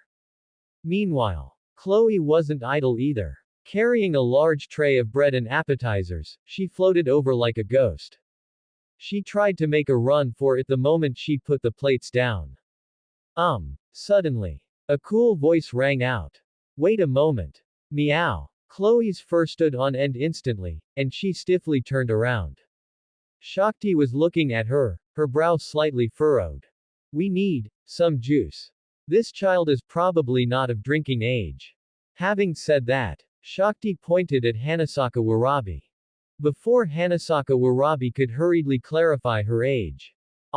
Why yes, meow. Upon hearing this, Chloe immediately nodded repeatedly. I'll go get it right away. Right away, meow. With that, she darted off faster than a rabbit. Watching this scene, Shakti felt somewhat baffled. The waitstaff in this tavern. Why did they feel a bit strange? They're probably just shy. Heimer held back a laugh and casually brushed it off. Soon, fine wine and delicious dishes flowed onto the table like a stream. The table was instantly piled high with fragrant roasted meat, golden crispy bread, and rich stews. Cheers! Everyone raised their glasses and clinked them together. Amidst the crisp clinking sounds, the atmosphere instantly reached a high point. To our first great victory! Cheers! Tsubaki shouted loudly. Glasses clinked together, emitting clear, ringing sounds. From this point on, the party atmosphere was completely in full swing. So good. So good. Hestia was ravenous, holding a chicken leg in her left hand and a piece of bread in her right. This roasted meat tastes amazing. Heimer, you eat too. While eating, Hestia didn't forget to stuff food into Heimer's hands. Then, the next second, crash! A sharp sound shattered the cheerful atmosphere. A figure carrying a tray of drinks stumbled on their feet. Several glasses of fruit wine instantly tipped over and spilled. Although none splashed onto the customers, it still made a mess on the floor. The figure flusteredly tried to clean up. I'm sorry. I'm truly very sorry. Everyone turned to look. It was a girl with pale gray long hair, wearing a white apron. Sir Flova. At this moment, she was squatting on the floor picking up the broken pieces, a hint of panic on her face. Sir. What happened? Mia, behind the counter, frowned upon seeing this. From a while ago, she had noticed Sir seemed distracted, her gaze drifting almost imperceptibly towards that large long table. You're not in your right state. Are you feeling unwell somewhere? Mia walked over and pulled Sir up by the arm. No. Sir lowered her head, her eyes somewhat evasive. Maybe. I just didn't sleep well last night. I feel a bit dizzy. Saying this, Sir gently pressed her temples, her fragile appearance making it hard for anyone to scold her further. I was wondering if I could ask to leave early. I'd like to go back and rest for a while. Mia stared at her for a moment. Although her intuition told her things weren't that simple. Seeing Sir's genuinely out of sorts state, she finally waved a hand. All right. If you're not feeling well, don't cause trouble here. Go lie down quickly. Let Lunoir clean up this mess. Thank you, Mother Mia. Sir let out a sigh of relief as if a weight had been lifted. She stood up, brushing the dust off her skirt. Then, in the very moment she turned to head towards the back kitchen passageway. As if unintentionally glancing back, her gaze swept over the crowd, quickly darting a glance towards the long table where Heimer was seated. She saw him turning his head to speak with Hestia across the table, completely unaware of the commotion here. It seemed, she hadn't caught his attention. Thinking this, the slight tension in her shoulders finally eased a bit. And so, a flicker of lingering fear flashed in her eyes. She did not linger any longer. Quickening her pace, she disappeared behind the curtain leading to the kitchen. Honestly, every single one of them is so troublesome. Mia muttered, watching Sir's departing figure, before walking back behind the counter. Only the green-haired elven ice beauty in the tavern noticed the fluctuation in her gaze just before she left. As Gale, who had crawled through countless life and death situations, Ryu's sensitivity to gazes even surpassed her perception of killing intent. Especially when the owner of that gaze was her treasured best friend Sir. Ryu stopped wiping the table. She looked in the direction of Sir's last glance before she disappeared. At the end of that line of sight was that black-haired god, seated at the head of the long table, tilting his head as he chatted and laughed with the black-haired, red-eyed half-dwarf beside him. Ryu narrowed her eyes slightly. Her gaze, sharp as a blade, lingered on that deity for a moment. He seemed completely unaware. That deity. Was he the reason Sir felt unwell and fled with that panicked look in her eyes? Or did Sir have some weakness he was exploiting? Thinking this, Ryu couldn't help but press her lips together. The cloth in her hand was clenched a little tighter. She took a deep look at that black-haired figure, etching his appearance into her mind. Ryu. Suddenly. Just as Ryu was lost in thought, a nasal call sounded in her ear. Ryu stiffened all over. She turned her head. What met her eyes was a magnified cat face wearing a sly grin. Anya Frommel. Like the tavern's proprietress Mia. A former Freya Familia LV. 4 adventurer. Titled, Chariot's Doppelganger, now a waitress at the tavern, the hostess of fertility. This brown-haired, short-haired, foolish cat person was holding an empty tray, tilting her head at Ryu with a puzzled look. Meow ha. Caught you, meow. Slacking off here will get you scolded by Mama Mia, meow. Nothing. Ryu shook her head, loosening her grip on the cloth. I'm not slacking off. I just suddenly remembered there are a few overflowing buckets of kitchen waste in the back alley that need dealing with.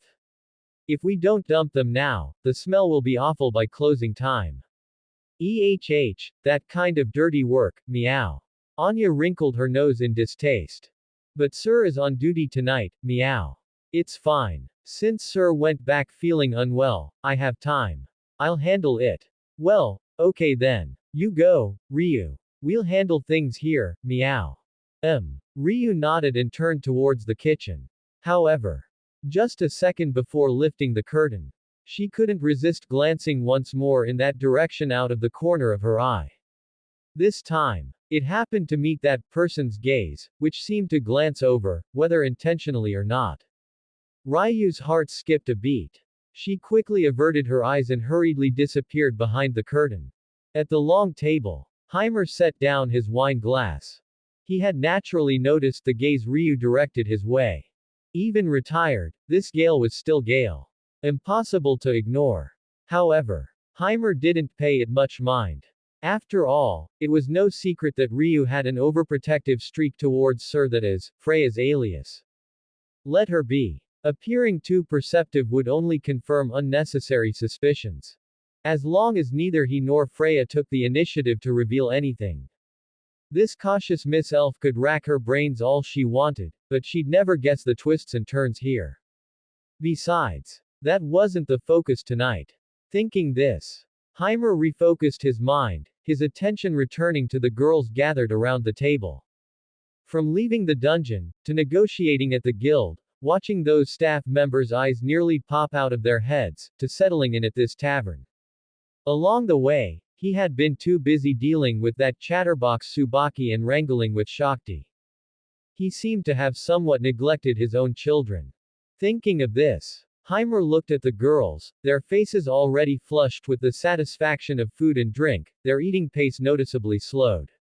It was time. By the way, I've been listening to Tsubaki go on and on about your performance all this way. I forgot to hear your own thoughts. Your first time in the dungeon, and fighting monsters. How did it feel? Heimer spoke softly. At these words, Tianyu Zanjin was the first to put down her knife and fork. Then, casually wiping the grease from the corner of her mouth, a palpitation-inducing glint flashed in her narrow, phoenix-like eyes. Amazing. Brief. Forceful. Tianyu Zanjin licked her lips, her voice carrying a barely suppressed excitement.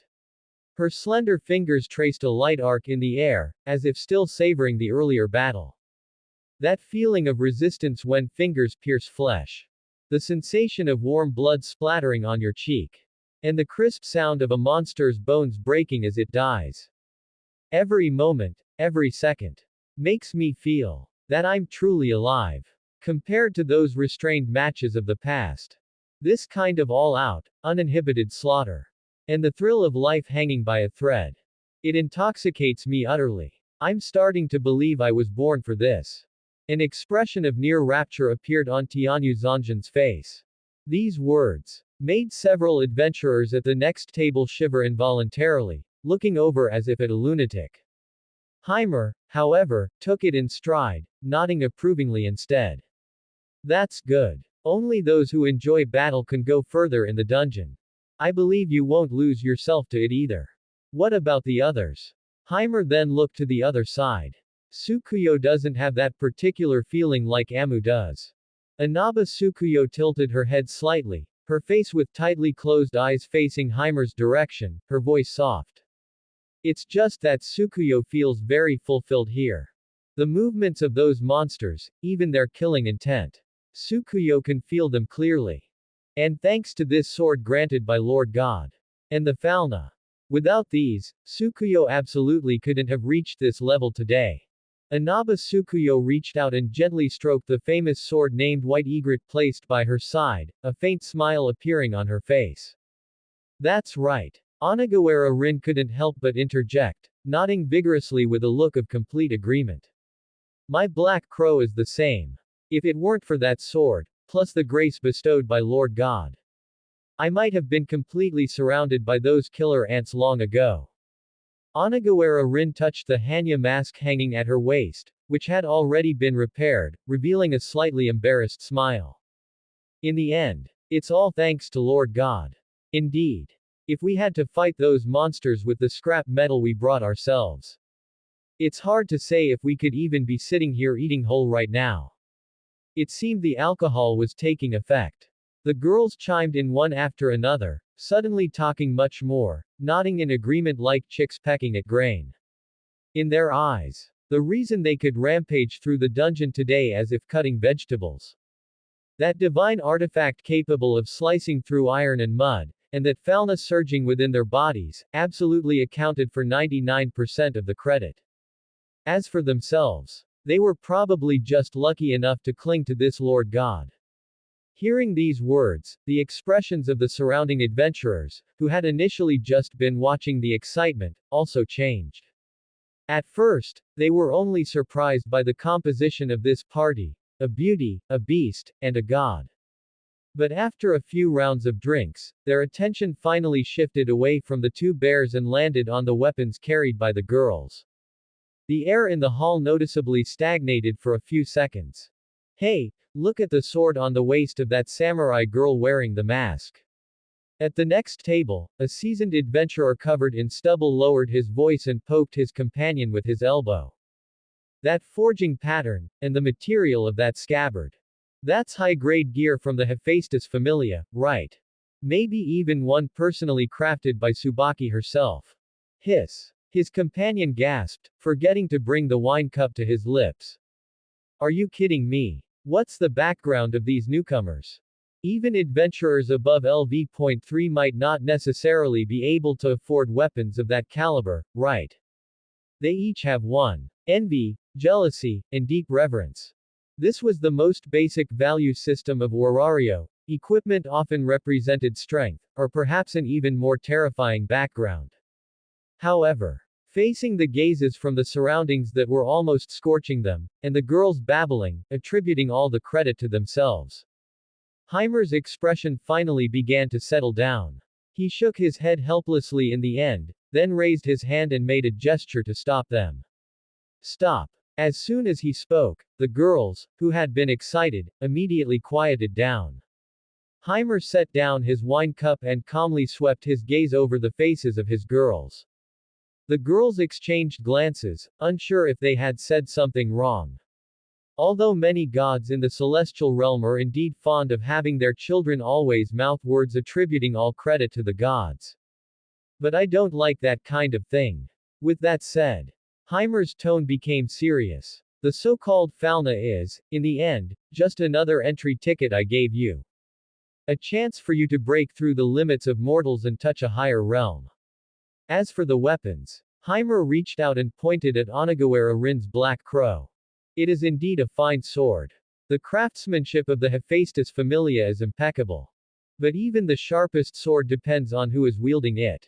If the user is a coward, a wretch who doesn't even dare to look the monster in the eye, Then even if he holds a divine artifact capable of cleaving heaven and earth, the moment the monster roars, he will still tremble out of fear, drop the weapon, and turn his back to the enemy. At that time, even the most priceless weapon will ultimately only become a funerary object left behind by its user in the dungeon. It will even become evidence for later generations to mock the former's incompetence. So, Heimer paused, his tone softening slightly. These weapons are certainly good, they are the hard work of the Hephaestus Familia. But without your decisiveness to swing the blade at that moment, without your resolve to face death head on and live in the face of death, they are still just a pile of scrap metal.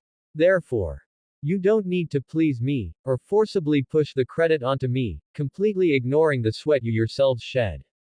That is not only a desecration of the sweat and blood you shed. At the same time, it is also a slighting of my judgment in choosing you, of me, your God. At these words, the tavern fell silent. Everyone was stunned. Onagawara Rin opened her mouth, seemingly wanting to say something, but couldn't find the words. Inaba Tsukuyo's tightly closed eyes trembled slightly, as if processing the weight of these words. People were accustomed to placing themselves in a humble position, accustomed to looking up to the gods. But they never expected that. The god at this moment was personally shattering that concept, instead lifting them up in return. Of course, I am not saying this to blame you. Finally, looking at the girl's stunned expressions, Heimer smiled helplessly. On the contrary, the reason I am making this so clear now is precisely because you are the children I chose. Since you are the children I favor, then be confident. Even being a little arrogant is fine. Because this is the glory you deserve. You have accomplished what others could not, that is a fact. Clap. A crisp round of applause followed. That's right. Strength is strength, there are no excuses for that. Tsubaki applauded this, and her single eye shone with undisguised admiration. Lord Heimer's words make me want to switch Familia. If Lord Hephaestus hadn't treated me so well, I'd really want to follow Lord Heimer. After speaking, Tsubaki grinned at Heimer, then looked at the still somewhat dazed girls. Now, you little monsters should understand, right? In Orario, having great ability is the absolute rule, and battle records are the best calling card. Today, you genuinely broke the guild's rookie record. Pushing straight to the 12th floor on the first day and returning fully loaded, that's not something you can do on luck alone. And you didn't look closely at the guild just now. Tsubaki seemed to recall something amusing, her smile deepening.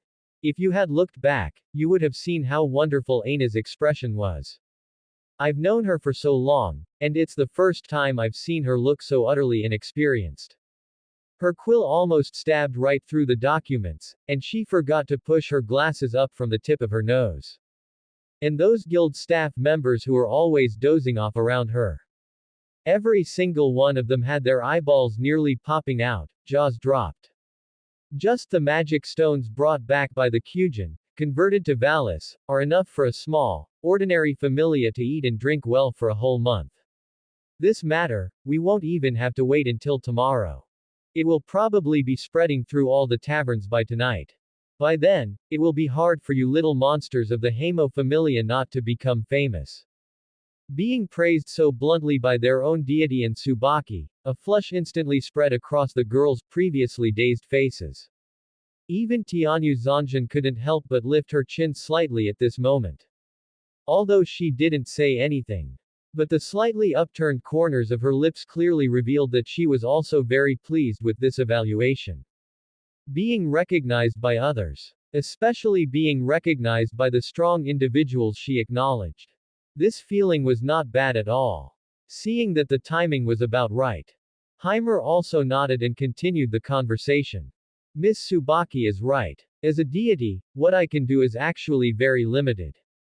I am merely providing you with an opportunity to become stronger and securing a suitable weapon for you. That is all. As for how to live brilliantly in this world, how to write your own stories, whether to become a hero or a legend, that is your own task. Heimer's voice was gentle and incredibly serious. The path is beneath your feet. How far you can go and how high you can climb all depends on yourselves. I won't be like a nagging old woman, pointing fingers and giving orders. I just need to watch from the finish line. Or, when you are tired, simply letting you know that there is someone behind you is enough. After saying this, Heimer raised the wine glass on the table, looked at everyone, and smiled. So, for your own efforts, and for the glory that belongs to you. Cheers! Cheers! Cheers rang out once again. This time, there was less restraint in the girls' voices and more of the genuine, high-spirited nature of youth. Wine glasses clinked in the air. The crisp sound they made was like the overture of a new era. Gulp! Gulp! Ah! Tsubaki finished the wine in her glass in one go and wiped her mouth with satisfaction. Refreshing. But having said that, Lord Hamo. Tsubaki put down her wine glass, picked up a large piece of roasted meat with her chopsticks, and said vaguely while chewing. Since we're talking about becoming famous, there will probably be quite a few flies sniffing around and coming to the door tomorrow. After all, for a rookie party that performed so outrageously on their first day, other familias, whether they want to recruit you or suppress you, definitely won't be able to sit still. You'd better be mentally prepared. To those who didn't know the inside story, Tsubaki's words sounded like a well-intentioned reminder, which was perfectly normal. However, after hearing this, Shakti couldn't help but twitch her eyelids.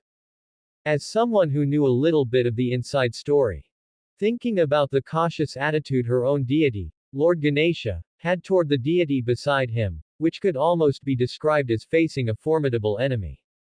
Shakti didn't dare to imagine. In Orario today, which deity would be tired of living and dare to stick their head out to provoke this person? They probably wouldn't be tired of living such a comfortable life in the lower world. Thinking of this, Shakti silently glanced at Tsubaki, who was still drinking and spouting nonsense there, twitched the corner of her mouth slightly, and ultimately chose to swallow her words. After all, some things, before receiving explicit permission, it is often safer to keep them to yourself. However, Tsubaki's words did attract the girl's attention. Kikukuho Mary, who had always been quite well behaved, put down her fork at this moment and asked with a puzzled look on her face. I would like to ask, aren't deities supposed to be noble, benevolent beings who guide mortals forward? Aren't we all children of the deities? Aren't deities all kin to one another? Why would the familias of other deities want to suppress us? Does Orario really have suppression and schemes like those of street thugs? These words voiced the inner thoughts of most of the girls present. Deities. They are supreme. Just like Lord Hamo, although he occasionally has some bad taste, this is the privilege of the strong. Since they all came to the lower world to enjoy life, why would there still be such hostility between them, like gangs fighting over territory? This sounds simply full of human malice. PFF'd. Cough, cough. Hearing this question, Tsubaki almost choked on her wine, quickly pounded her chest twice, and looked at Kikukuho Mary with a strange expression. Noble. Benevolent. Kin. Ha. That's probably the funniest joke I've heard all year. After saying that, Tsubaki wiped the wine stains from the corner of her mouth and put away her previous slacker attitude. Although I don't know which third-rate night novel you read this setting from. But you need to understand one thing. Apart from possessing that endless lifespan and the divine power that is sealed away and cannot be used, they are basically the same as us. Take this one, for example. Take a look. Tsubaki directly and unceremoniously extended her finger, pointing at someone sitting across the table. In an instant, everyone's gaze followed Tsubaki's finger. They saw. Hestia was eating the chewy roasted pig's trotter, her cheeks puffed out high, and a sesame seed was stuck to the corner of her mouth. As you can see, Lady Hestia is also a proper deity. But do you think Lady Hestia has any connection to the noble deities in your minds? After Tsubaki finished speaking, gulp. Immediately after, following Hestia swallowing the meat in her mouth forcefully. Burp. A loud and long belch sounded exceptionally clear in the suddenly quiet corner. Seeming to realize that the atmosphere had suddenly become wrong, Hestia looked at the strange gazes cast upon her, blinked, and immediately furrowed her beautiful brows. Why are you all looking at me? Seeing this, the girls fell silent. See. Tsubaki spread her hands, looking helpless. This is the norm. Deities in the lower world are just like people. There are indeed noble and good deities. But there are also greedy, jealous, vain, and competitive deities. There are noble gods, and there are inferior gods. And because they have lived for so long and are so bored, these character traits are amplified countless times over. Especially for gods. The entire lower world is nothing more than a giant playground. Since it is a game. Then naturally, there are winners and losers, competition, and tactics. Therefore, in the lower world, some gods are truly capable of anything. All sorts of dramas have played out countless times in the history of Orario. What's more, to save face, for the sake of so-called pride, because they took a fancy to an interesting soul, or simply out of jealousy that another familia found a good talent, they will incite their children to cause trouble. Gods who possess eternal life have looked down upon the masses from the clouds for eons. For mortals who live and die in a day, it is difficult to maintain empathy for long. It is just like humans squatting on the ground in childhood, watching ants move their home. If they are in a good mood, they throw down some breadcrumbs, that is a blessing. If they are in a bad mood, they urinate on them, that is a natural disaster. As for whether the ants feel pain or despair, it is very hard for humans to perceive. Therefore, this arrogance stemming from the level of life is naturally present in the gods of the heavenly realm as well. Even though many gods disguise themselves as humans, the underlying foundation of viewing all things as trivial is ultimately hard to erase. Once these words were spoken, the air at the dining table solidified somewhat. The girls looked at each other, clearly shocked by this other side of the world. So, beneath this labyrinth city that appears prosperous and full of adventure, there are actually such murky dark undercurrents surging. So, Tsubaki sighed, drawing everyone's attention back. That is why I don't let you find random wild supporters during the day. Those wild supporters might have spies from other familias mixed in. If you actually bring them in, they might stab you in the back at a critical moment, or intentionally lure a horde of monsters and steal your weapons in the chaos.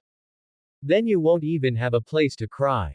Then, at this moment, Inaba Tsukuyo, who hadn't spoken, tilted her head slightly, her blind eyes turning accurately toward Shakti's direction. What about Lady Shakti?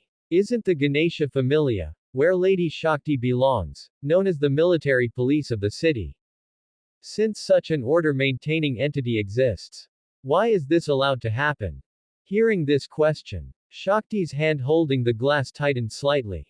Military police. Tsubaki glanced at the silent Shakti, a complex emotion flashing in her eyes. Yes, they are the military police.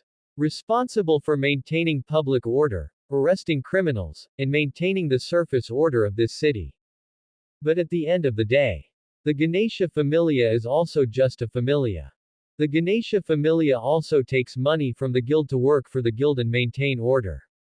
As long as one doesn't blatantly kill or burn in the streets, as long as one doesn't break the guild's rules, the Ganesha Familia is powerless against those shady dealings in the dark corners. After all, there are unspoken rules among gods. Of course. A long time ago. It's not that there weren't fools who would stake their lives to uphold absolute justice. There was indeed such a group at that time. They didn't care whose face they were offending, didn't care which god stood behind the other party. As long as they saw injustice, they would draw their swords. They were a group of truly admirable people. Tsubaki paused here. Several white figures flashed in her mind. The justice goddess Astrea Familia. That familia that once upheld absolute justice in Orario, never condoning evil regardless of black or white. The familia that once made many Evolus members tremble. But, it's a pity. They are no longer here. In this man-eating world, things that are too pure are often the first to shatter. Tsubaki's voice carried a hint of regret. Shakti lowered her head. This was also her eternal pain. It was also a scar that couldn't heal in the heart of Warario's justice camp. The Astria Familia. The justice goddesses Familia. The dazzling existence that once fought side by side with the Ganesha Familia to maintain Warario's order. Now, even their bodies couldn't be found. In the end. Perhaps because the first victory was too satisfying, or perhaps because the fruit wine at Mia's place was just too easy to get to one's head, this victory banquet lasted longer than expected. Finally, when the biggest eater, the black bear Kujin, had to hold its round belly, lying on the ground, letting out a satisfied burp. It was time for the party to end. All right. Heimer put down the empty glass in his hand, not sure which one it was, and looked at everyone who was swaying. It's getting late. There are arrangements for tomorrow. Let's end it here for tonight. After speaking, Heimer stood up. Almost at the same time. Shakti, who was on the side, saw this and immediately stood up, nimbly pulling out her money pouch from her waist to head to the counter to pay the bill. That series of smooth, flowing movements left the well-fed Tsubaki stunned, who couldn't help but shake her head, her single eye full of amusement. Hee hee. I'll have to find an excuse to make the guild pay for a meal later when I get the chance. Tsubaki exhaled a long breath after being drunk. Thanks for your patronage. As everyone stood up and walked toward the door. The two figures who had been hiding in the corner pretending to be dead finally came back to life. In the shadow behind the counter, two pairs of eyes stared fixedly at the back wearing the standard light armor, until watching that oak door being pushed open, and that suffocating figure completely disappeared into the night. Phew. A uniform sound of exhaling. Finally left, meow. Chloe looked as if her bones had been removed, lying softly on the edge of the counter, her cat ears that had been pressed tightly against her scalp finally standing up tremblingly. Scared the cat, meow. As long as that woman is there, even breathing feels difficult, meow. Who's telling me? Lunoir also had an expression of having survived a disaster, reaching out to wipe the fine cold sweat from her forehead.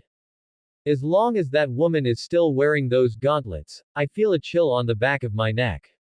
Always feel like I'll be pressed to the floor and rubbed against it in the next second.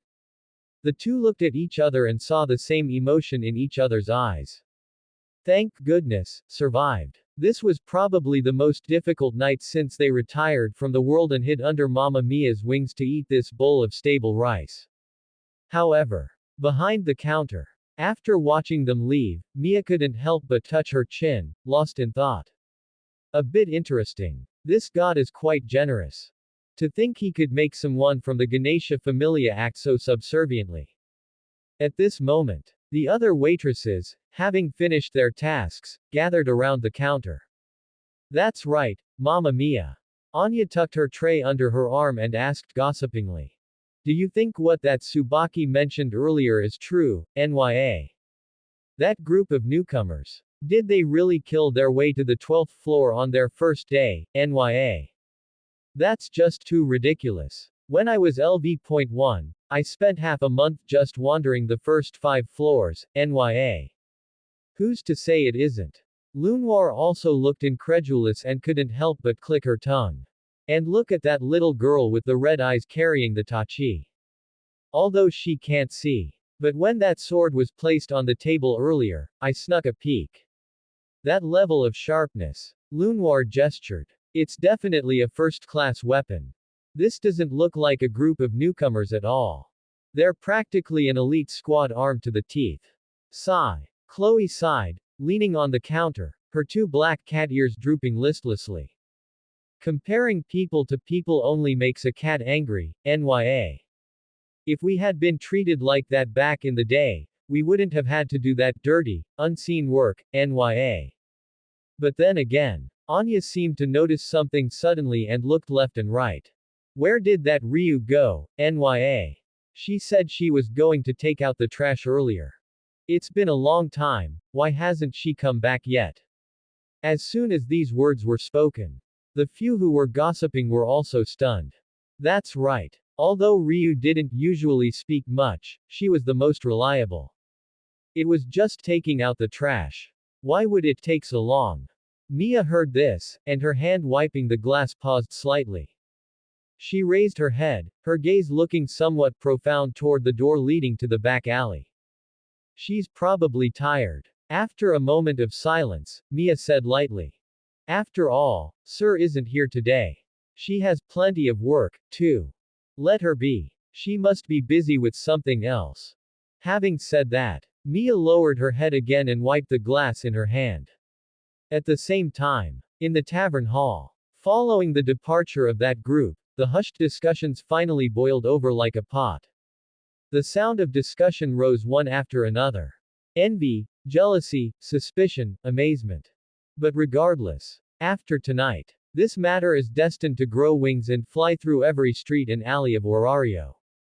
As for, on the streets shrouded in night, the cool night breeze blew away the smell of alcohol on everyone.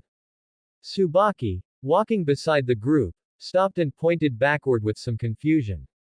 Lord Hamo. If my sense of direction hasn't been ruined by those few drinks just now. The Hephaestus Familia headquarters should be behind us, right? Although I don't mind taking everyone out for a night view, with all these bags and 2 bears. If we keep going forward, we'll be in the high-end residential area of Northwest Avenue. Tsubaki looked at the direction the group was heading, looking confused. After all, since they were already temporarily staying at the Hephaestus Familia, shouldn't they go back and wash up to sleep at this time? However, Hestia, who had been holding it in, finally couldn't help but jump out. Seeing this, she put her hands on her hips, puffed out her impressively sized chest, and looked mysterious. That's where you don't understand, Tsubaki. It's right to follow Heimer.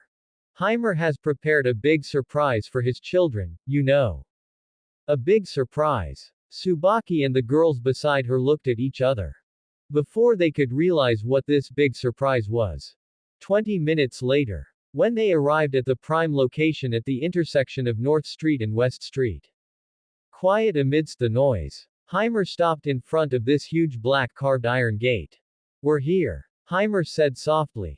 This. Tsubaki looked at the stone house that was clearly worth a lot, then at Heimer, her eyes gradually widening. The huge black iron gate had a high-class texture in the moonlight, and the towering stone walls completely hid the scene inside, revealing only a corner of a 3-story stone building and a few tender shoots stretching over the wall. When Heimer fished a brass key from his pocket, inserted it into the keyhole, and gave it a gentle twist. Click. A crisp sound of metal engaging. The heavy black iron gate opened in response. Come in. This will be our home from now on. Heimer stepped aside and gestured for them to enter. For a moment, the group, who were still a bit dizzy from the alcohol, couldn't help but hold their breath the moment they saw Heimer open the door, and they filed in. Passing through the black iron gate. Entering the carefully manicured front yard. Heimer walked to the heavy double oak door and pushed it open. Creak. The door opened inward. The next second, a faint scent of plants mixed with a warm atmosphere rushed toward them. Everyone's breathing seemed to pause for a beat. What came into view was a hall so spacious it was staggering. Under their feet was polished hardwood flooring, shining like a mirror, presenting a warm honey color. Above their heads, several antique-style brass chandeliers cast soft halos of light, illuminating every corner. The most eye-catching thing was straight ahead. There were no walls there. Or rather, the designer boldly cancelled the traditional load-bearing wall design and instead used a transparent floor-to-ceiling structure. One could look through the hall without obstruction and see the central courtyard in the back. That's the end of Part 3. Part 4 is coming soon. Thanks for watching. Please subscribe and support our channel for more stories.